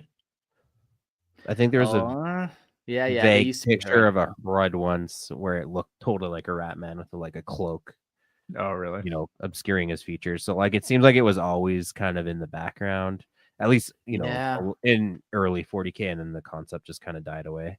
Yeah, maybe that's what it is. Sorry. In like the popular imagination, like rats typically are more associated, I don't know, with guile and sneakiness and stuff like that, as opposed to disease and pestilence. But I think that association is just like pop culture. In reality, in real life, it's the opposite. Like rats spread disease and like spread the diseases that have killed more human beings than we can like even comprehend, So but I digress. Moving on to demon engines. The fusion of warp-spawned entities and infernal machinery. Demon engines are the unholy creations of dark mechanicum, melding demonic essence with the twisted technology. Before we read this little bit, there are a bunch of specific demon engines, but we won't read them specifically just because whatever, we'll do a catch-all. But the specific names of them are like blight drones, contagion, feudal bloat drones, mythific bloat hauler, plague centurion, plague hulks, plague towers, plague crawlers. There's a bunch of different types of them, and even just scrolling through this list of demon engines, man, there's enough that I could do a whole episode on demon engines here. So I thought I'd save them, just name them at this point. But yeah, we'll do just a quick, broad overview of it, like Mark said, like a catch-all. Nurgle demon engines serve as both instruments of war and twisted monuments to the Lord of Decay's eternal dominion over entropy and destruction. These abominable creations are crafted from a blend of demonic power and ruined technology, their mechanical forms serving as prisons for Nurgle's essence. The primary purpose of these machines is to carry the corruptive influence of Nurgle across the battlefield, laying waste to enemy forces while spreading disease, pestilence, and despair. Demon engines are utilized to strike terror into the hearts of Nurgle's foes, ensuring that the spread of rot and decay continues unabated, no matter the cost in blood or metal. Their appearances of Nurgle engines are grotesque and unsettling, combining the sickly, bloated characteristics of Nurgle's followers with the cold, jagged edges of mechanized war. Their bodies are often encased in rusted metal plates and warped organic tissue, the result of Nurgle's demonic influence transforming both flesh and machine into a corrupted hybrid. Foul fluids leak from their mechanical joints, and rotting appendages are fused with gears and pistons. Their eyes or equivalent sensory organs are often placed in grotesque clusters, with boils and sores erupting across their surface. These hulking machines bear the unmistakable stench of decay, with each movement trailing a cloud of pestilence and rot. Nurgle demon engines possess a range of abilities that reflect their connection to Nurgle's realm of decay and disease. They are incredibly durable, their fusion of metal and flesh making them resistant to damage as they lumber across the battlefield. Their engines can spew clouds of toxic gases and disease-ridden miasma, infecting enemies with debilitating plagues that weaken and sicken them. The engines themselves have regenerating capabilities, as their demonic nature allows them to heal from damage over time, further adding to their resilience.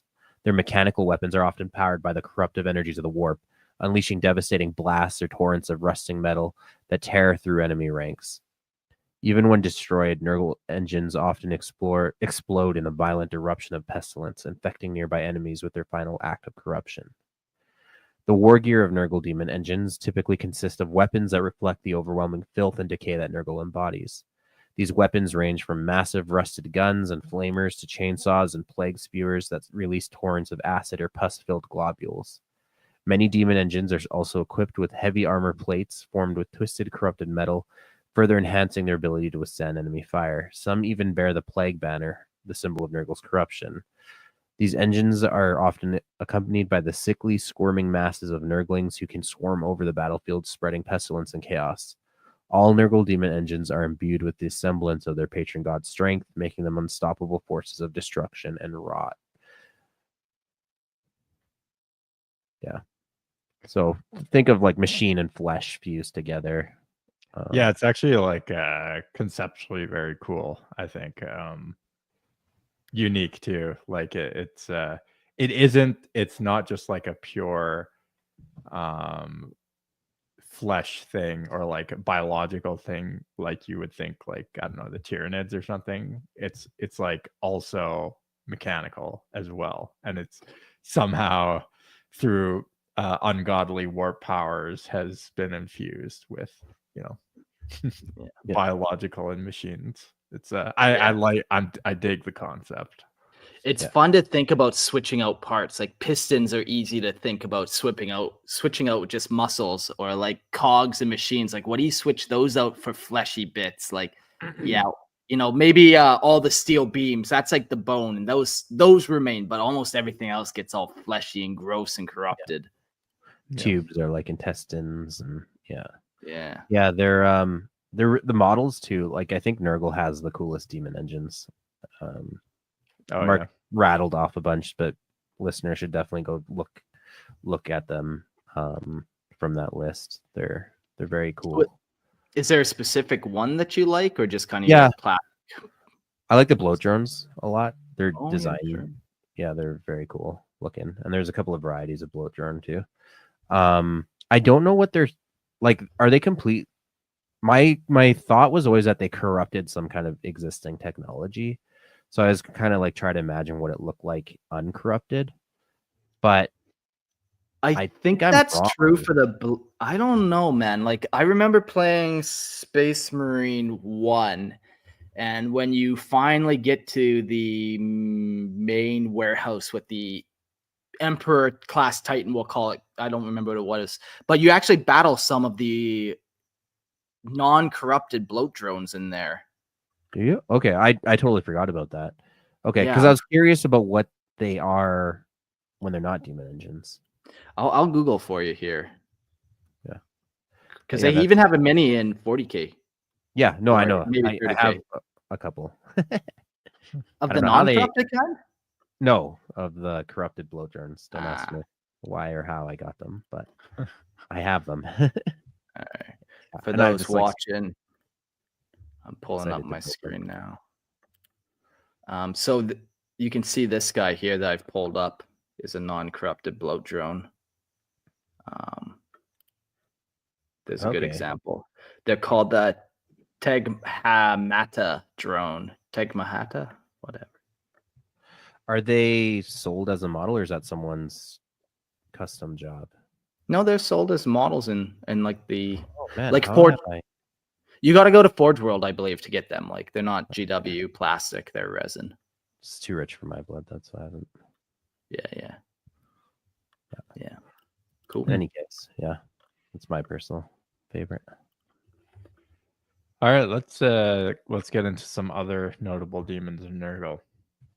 A demon may ascend to notoriety within the ranks of its god through a combination of ruthless ambition, acts of unparalleled cunning, and the unwavering pursuit of its deity's inscrutable desires. These demons are not born into greatness, but are forged through their deeds, be it through slaying rivals in the name of chaos, sowing discord among mortals, or manipulating the fates of entire civilizations for their patrons' benefit. Their mastery of their god's domain, whether it be the sorcery of Chinch, the brutality of Khorne, or the decadence of Slanesh, often leads them to gain favor and recognition, standing apart from the countless lesser servants. Such demons do not merely exist in the dark corners of the warp. They carve their name into the annals of history, becoming instruments of their god's will, embodying the essence of their patrons' ambitions and shaping the course of the galaxy. In time, these demons are not only feared, but revered. Their very names whispered by those who would challenge the forces of chaos, a testament to the depths of corruption and power they have attained. Cool. The first guy we'll talk about is, and Grim was excited for this guy, he mentioned him in the chat earlier, Scabythrax the Bloated, also known by many putrid titles like Papa Gap, Lord of the Blighted Plit, Maggot Spore, and the Wind of Nurgle, is a repugnant, rotting mass of disease and filth. He is an ancient Great Unclean One, one of the most beloved creations, a bloated abomination whose very presence is a blight upon reality itself. He lingers in a depths of the blighted pit. What is any of these words? What is language even, you know? Can I pretend that I speak better Spanish now? Will you guys believe me if I say that? As long as we don't English speak Spanish. Yeah, okay. You can say whatever English you want. is my second language now, just so everyone knows. He lingers in the depths of the blight pit, one of Nurgle's vast plague pits, wallowing in filth until his master calls him forth to spread corruption across the mortal realm. Wherever he treads, decay blooms in his wake. Rivers of disease spread across the land, and the very air grows thick with the stench of festering rot. In his grasp, he wields the blade of decay, a foul, rusted cleaver that carries with it the power to tear through the fabric of time itself. What a fucking weapon that is. Those unfortunate enough to feel its edge watch in horror as their flesh withers, crumbles, and rots before their eyes, consumed by the touch of its infectious blade. During the Horus Heresy, the galaxy plunged deeper into chaos. Stabbythrax was summoned to real space by the Thousand Suns, joining the demonic host during the Battle of Terra. When the Lion's Gate spaceport fell to the traitor forces, the demons unleashed to bring ruin to the Imperial Palace Colossi Gate. The outer defenses of the gate crumbled before them, their putrid strength overwhelming all. But the demons, drunk on their own corruption, were brought low by the fury of the White Scar's Stormsteers and the untiring might of the Adeptus Custodes before they could finish their vile task. But still, the rot spreads, and Scabythrax, like all his kind, will rise again, an ever-present symbol of Nurgle's insatiable cycle of decay, rebirth, and pestilence. Yeah, he's a fun guy. He's got a crazy model for sure. Big old fat boy. I'll have to pull it up. Oh, yeah, I'll that's pull like it up while Christian's reading. very classic Great Unclean One, but that tongue wrapped around the blade, it's very, very unique. Yeah. Signature Nurgle move. All right, let's talk about Epidemius. Epidemius, the chosen tallyman of Nurgle, is an abomination tasked with cataloging the endless horrors of decay. As one of the 7 proctors of pestilence, he is bound to the eternal cycle of contagion, traversing both demon and mortal worlds in search of new strains of plague, mutated bacteria, and fresh symptoms to add to Nurgle's grotesque collection. He is both the scribe and the servant of the great rot, forever entwined in its unyielding growth. Epidemius rides upon a vile, rotting pelican, borne aloft by the putrid swarms of Nurglings that writhe beneath him. These twisted creatures serve as both his bodyguards and his assistants, secreting ink for his quill from their festering bodies and producing strips of parchment like skin from their backs. With their grotesque abacuses made from skulls and bones, they dutifully tally the spread of infection, yet unlike their usual chattering and giggling, these Nurglings remain eerily silent. They know the importance of the Epidemius' work. Each interruption could summon Nurgle's terrible ire. Even amid the thick stench of battle, the tallyman continues his grim task, noting the proliferation of filth, decay, and pestilence. For with every new plague, every fresh outbreak, Nurgle is aware that his servant's progress, the foul god distills this knowledge for further experiments. His will ever turning the wheel of corruption. Epidemius is unwavering, for a single mistake, an untimely observation could unleash the Great Father's rage, something far worse than any mortal illness. Epidemius' name is etched into the annals of history. The annals of history, I guess, in Nurgle's case. Summoned to the world of Calth by the Word-Bearers during the dark days of the Horus Heresy.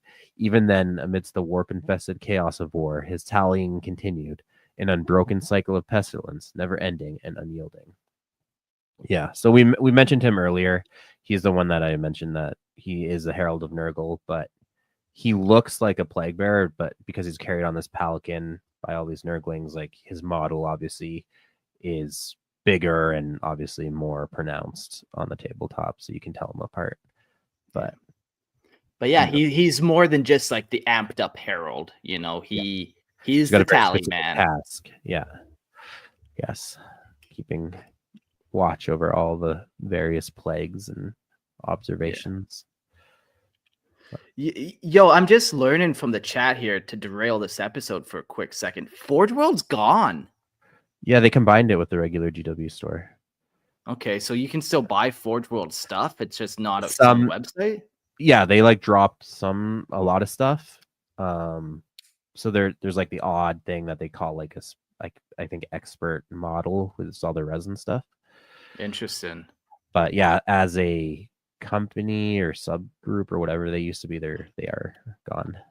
They just rolled it all into the GW site.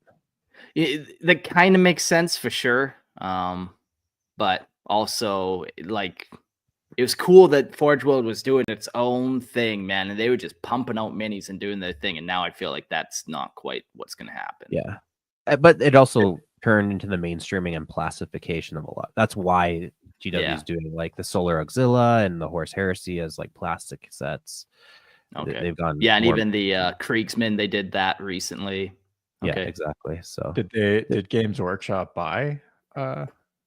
They owned. They were always a subsidiary. Oh, they were. Oh, I thought they were like a separate company. They. I don't know the details of how they're structured, but they were always owned by GW. Like they weren't totally truly independent, but they were independent. Like it's weird. They kind of had license to do somewhat what they want. Yeah, like I said, I think they were a subsidiary, so like I think they were subservient to GW, and even GW. And like the same people writing the codexes and doing the modeling were the same people working in both companies a lot of the time. Oh yeah. Okay.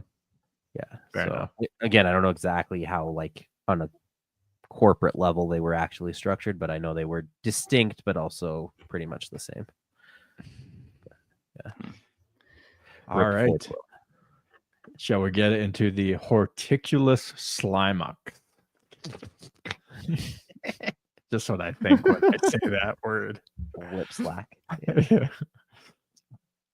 The Horticulus Slimuck is a grotesque and unyielding demon of Nurgle, devoid of humor and bound only to the unrelenting task of nurturing decay. As the Grand Cultivator, he oversees the boundless festering expanse of Nurgle's garden, a place where life and death are twisted into nauseating cycles of growth and rot. Perched upon his lumbering molluscoid steed, Mulch, Horticulus surveys his putrid domain with a practiced eye, assessing the diseased flora that teems around him. With each moment, Mulch churns the garden's foetid soil, dragging the gruntle plow, a rusted and festering tool behind him. Can someone pull a picture of this guy? I got to see this. Yeah, I'm on it. Spreading the noxious influence of the garden even further. Horticulus is the eternal gardener, tirelessly cultivating the rot and decay that blooms with every passing moment, his touch both nurturing and corrupt. In the chaos of battle, Horticulus remains unflinching, his lopping shears, more a weapon than a tool, gleam with the sickening promise of death, while the poisons, plants, and vile concoctions he carries bring forth the raw, unrestrained power of Nurgle's garden into the war-torn reality. With every swing, every spell, he forces the garden to erupt, overwhelming even the most sanctified sites of sorcery. With its bloated, suffocating growth, the fecundity of Nurgle's forces knows no end. For wherever Horticulus walks, decay follows, never pausing, never resting. Yeah, that's his plow. Yeah. I hate the slug with many feet. Look at that thing. It's filthy. I just love it because it's like all of Nurgle's stuff is just like it is the epitome of cartoonish GW. Like it takes it like all of it's kind of cartoonish, but it takes it to like a new level. But I love it. Yeah. I love it that they do it that way. Yeah, like they even add a bunch of little, like, if we're looking at this model, there's a little poop bucket on the side of this thing. Like there's a bunch of little weird accessories that are like so characterful. Yeah, Plain Jane in the comments says this is if Dr. Zeus did math. Yeah, fuck. Ursat says it's the nose that puts you off. Yeah, it's like it's got tentacles, and then on the end of them are almost like leaf-like things that sniff. Like fuck, it's all so strange. Yeah, but beautiful. Yeah, can't stop looking at it. Yeah. And the final creature we'll talk about is the Tattle Slug. There's not much known about it, and it's not a named creature either. There's probably many of these things. A Tattle Slug is a small, bizarre-looking winged maggot with rotting teeth, The tattle slug is adept at gathering intelligence in the materium through the possession of mortals. However, he will only undertake these duties in exchange for a secret he deems to be of equal value. So kind of cool, like a little worm that psychically burrows into your mind almost and then eats your secrets. Yeah. There's yeah, well, sorry, before we go on, kind of back to the, I forget how do you say his name, the slug guy there, horticulus. There's a bunch of good models from like the fantasy / Sigmar Nurgle range. Like a couple are interchangeable, like horticulus, he exists in both. And obviously like the demon models are often interchangeable, but they have a lot of unique ones that are very cool that aren't in 40k, which is kind of a missed opportunity, I think, because like you guys said, they are very characterful models, and there are a lot of them. I like the sloppity bile piper for one. Someone mentioned in the chat, I forget who it was, that they would like think of the bagpipes as a Nurgle instrument. Okay. Just blowing air into a sheepskin. Yeah, kind of gross. It looks like a heart. And then there's like the spoilpox scrivener, who's like got a mouth that's like connected to a tube wrapped around his back and like up over his shoulder. Yeah, there's just so many fantasy models that are sadly underutilized for 40k, I think. But yeah.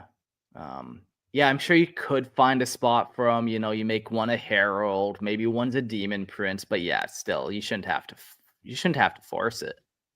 Yeah. That's all. Yeah, well, that's what we had written down here for today. Now we're going to go to call-in sections, and Grim is up first, and I can already see he's dressed up for the occasion, just like when he came in as an orc. Hey, Grim, I see you're dressed up as Nurgle today. Oh, can't you tell my disgustingness right now? Just filthy over there. What have you been rolling in? Disgusting. I'm rolling in my own feces. As Jack said, I wake up, I shit, and then I get out of bed. Good. Well, how'd you like this episode? Did it inspire you to do shit other places? Couches, perhaps? So I've become a really big fan of dropping an upper decker. You know, I'm not sure if you guys know what that is, but versus pooping in the bowl, you poop in the tank. And it only really works if you have a nice, solid, fibrous log. Otherwise, that liquid just makes its way into the bowl and someone knows it's there. You want it to just fester, as they say. Exactly. If we're talking Nurgle, festering is one of the key words. Yeah, you don't want it to be like a quick affair. It has to like really take its time and soil. Yeah. It's like those disgusting drywallers, you know, when they're done doing their job, you know, they piss in their water bottles, they throw it in behind the wall, and they close it up. Why the fuck do they do that? All of them? Across the world? No, because they're fucking disgusting. They're like roofers, man. Roofers and drywallers are the worst contractors out there. At least we could keep the roofers outside where they belong, but the fucking drywallers, they're always lurking. They're the Nurgle. They're in the walls. They're in the walls. So I heard this story. Someone was breaking up with their wife, and he was cheating on him. So he took ground beef or some sort of meat and put it inside of the curtain rods themselves, the hollow tube. And she couldn't figure out where the smell was fucking coming from. And it was inside of that. And if nothing but that spells Nurgle, that would be it. Just putting meat places where it doesn't belong and letting it rot. I mean, You could almost say Beautiful. that's a Slanesh kind of thing, putting meat in places where it doesn't belong. You know? My mate's always welcome. Anyways. So I did a control find function on this document, and some widely used words that I found funny was plague. You want to know how many times we used the word plague in this episode? I'm gonna say 42. 93. Ooh, Yeah. Rot, What- 39. Filth, what 20. about Fester? Fester was 22, I think. Okay, So it's right up there. on. It's up there. Yeah. Plain Jane says, "Stay the hell away from my toilet wine." Upper Might deck spoil it. poop wine. Fucking hell. Oh man. Rank. What's wrong with you? What's fuck? What other kind of things? So you're a big Nurgle guy. Of all the Chaos Gods, who's your favorite there, Grim? So I'm truly undivided when it comes to the Chaos Gods and their demons. I don't give a shit about Primarchs and who fell to what god. Like that doesn't mean a fucking thing to me. All I care about is the nitty-gritty demons. And honestly, when I'm playing Warhammer with my boys, and someone rips a gnarly fart, all we know is Grandfather Nurgle comes by. You know, someone's coughing, Poppin'. hacking up a lung on my models, on my dice. Grandfather Nurgle's there. He's always there to provide for us. Whether or not You ran guys out of blood want- for the Blood God paint? Cut your finger, put that on the model. Well, there you go. Well, I don't know about that one, but No, that's the Nurgly way. You have to do it if you're doing Nurgle. so I thought it's more about sticking your finger up your rear end and using that as terrain based. No, that is truly Slaneshi. Trust me. Anytime you're doing any type of art with your own shit, that's Slanesh's vibe. Damn you, Slanesh. Why do they have to be so close together, Nurgle and Slanesh? So They must go close. hand in hand. Hopefully not. Hopefully they stay far away from each other. Yikes, Grim. What have you done? Hey, yo, here's a question for you, Grim. Did you listen to that podcast I was guest hosted on or get a guest on? You're really going to put me on the spot like that? Well, I'm yes, not going to. Yes, I did listen to it. We'll leave that right there. What did you think about your spot on that podcast, Mark? Well, I was invited on a communist podcast, and they were going on about how fascism was like so prominent in 40K, and just going on about how bad and racist everyone was. And then she went on how she was a commie, and that's when I was kind of like, oh, so you're against fascists, but you're a fucking commie, eh? Cool, It's a neato. fucking fantasy world. Let us just live in it. Don't try and Well, make correlations between the two. Yeah, It's a fucking fantasy is my fantasy escape world. from fucking political shit. Like, I'm not trying to drag political nonsense into 40K. There's no deep meaning behind the Horus heresy here. Like, let's be real. Like, yeah. But it's a fun podcast. It's not quite out yet. I think it's coming out this Sunday. Go check out the Unscripted podcast, and you could probably check out Mark from Lorehammer. Honestly, it was a pretty fun conversation. It was with some random person I've never talked to about Warhammer. So what's not to love, really? Well, she was a communist, and you know what they say: better dead than red. Right.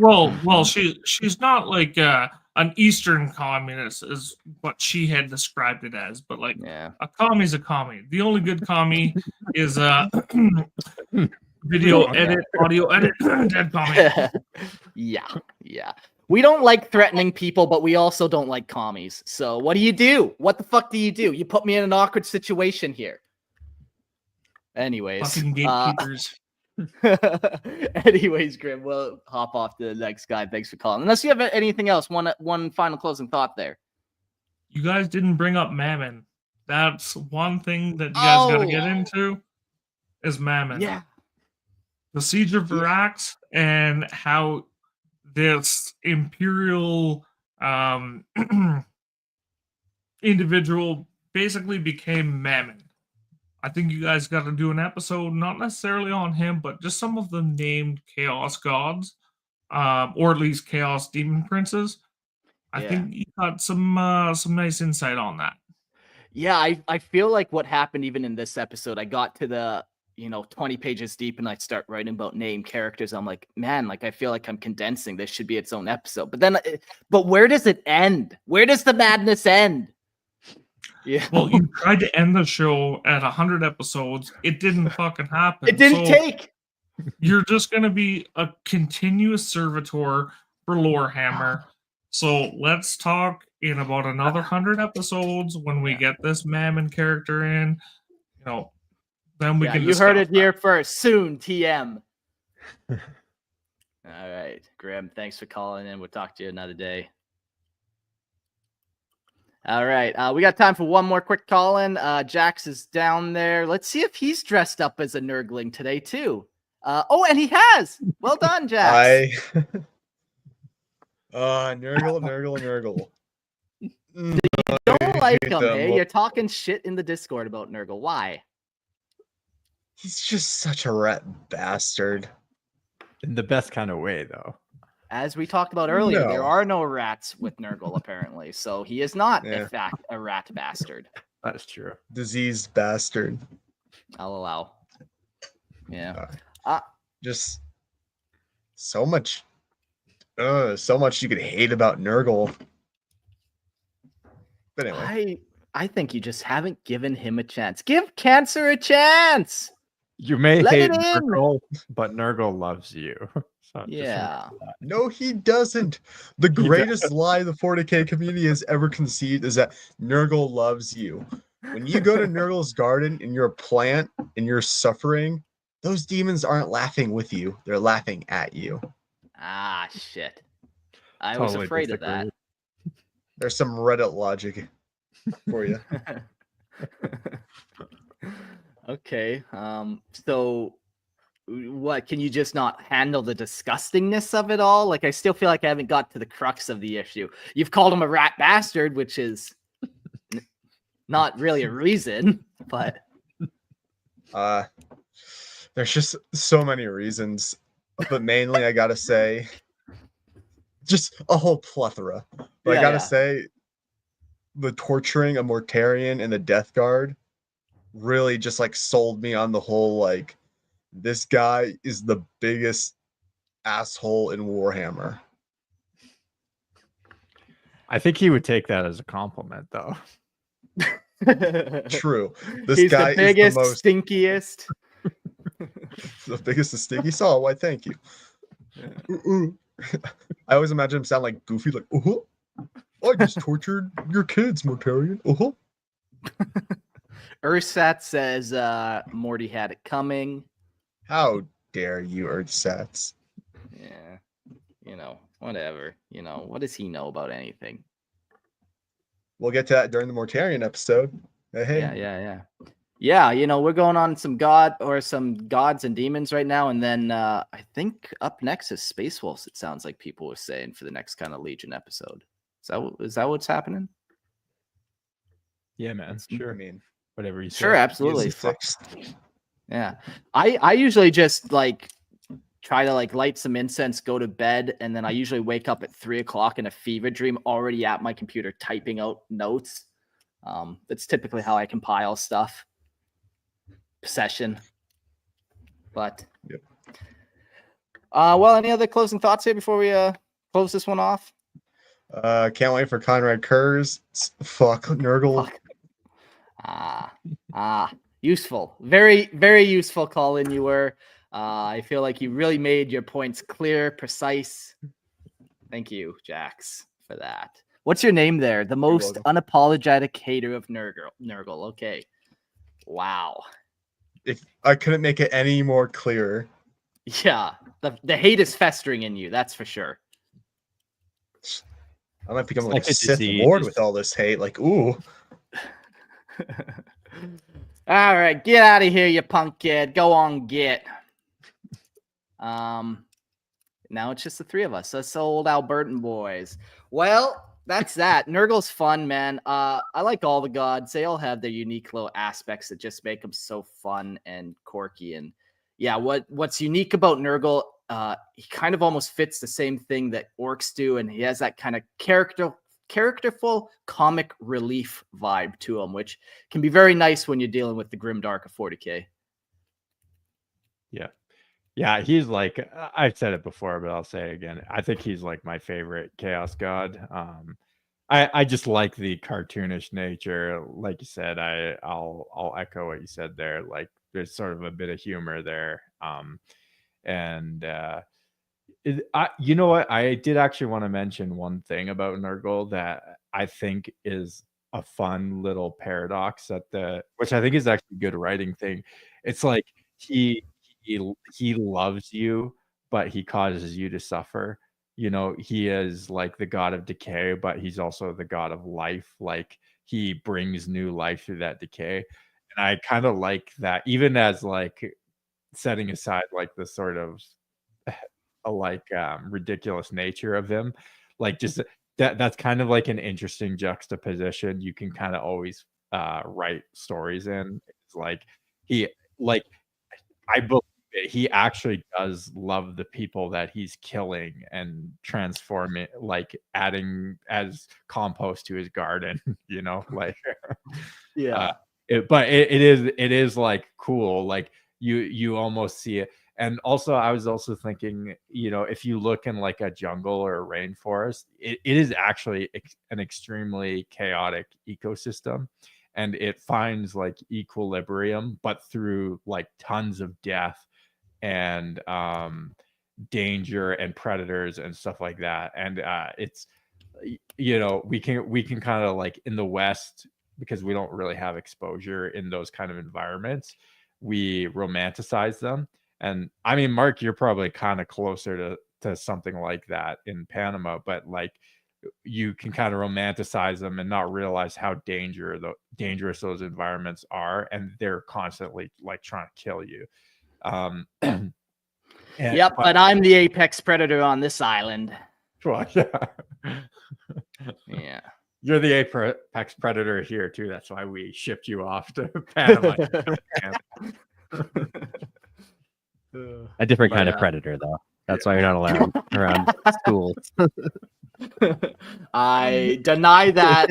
I completely deny that. How dare you slander me like that?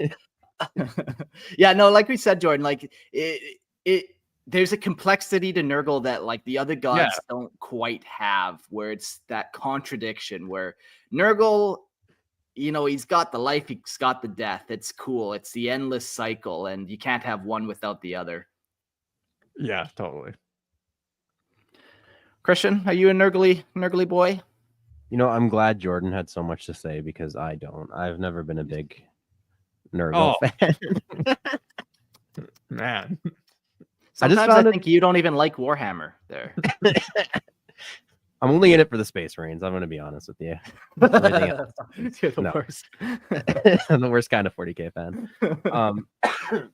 No, just the models has always kind of grossed me out a bit. I've never been a fan of them, and a lot of people use it as an excuse for just like being crappy. You know, oh, I just slap green on it and call it done, and oh, isn't that a great conversion? I just put green stuff everywhere. Sure. Just, when people I don't know if scapegoat's the right word, but excuse like lazy modeling and painting, but yeah. But there's also some great work done with the models. I'm not trying to belittle those people, just the people that use it as an excuse. It is one of those things, though, like when you almost do have to question the guy who spent 100 hours painting a Great Unclean One, and he's painting every pustule, every maggot, and I think you gotta question that kind of person, honestly. Like, there's something fucking weird with them. Wrong with them, yeah. Yeah. So it's a good kind of warning sign for all of us out there. Like, keep your eye on Jordan. Something about that guy and his obsession with Nurgle. Yeah.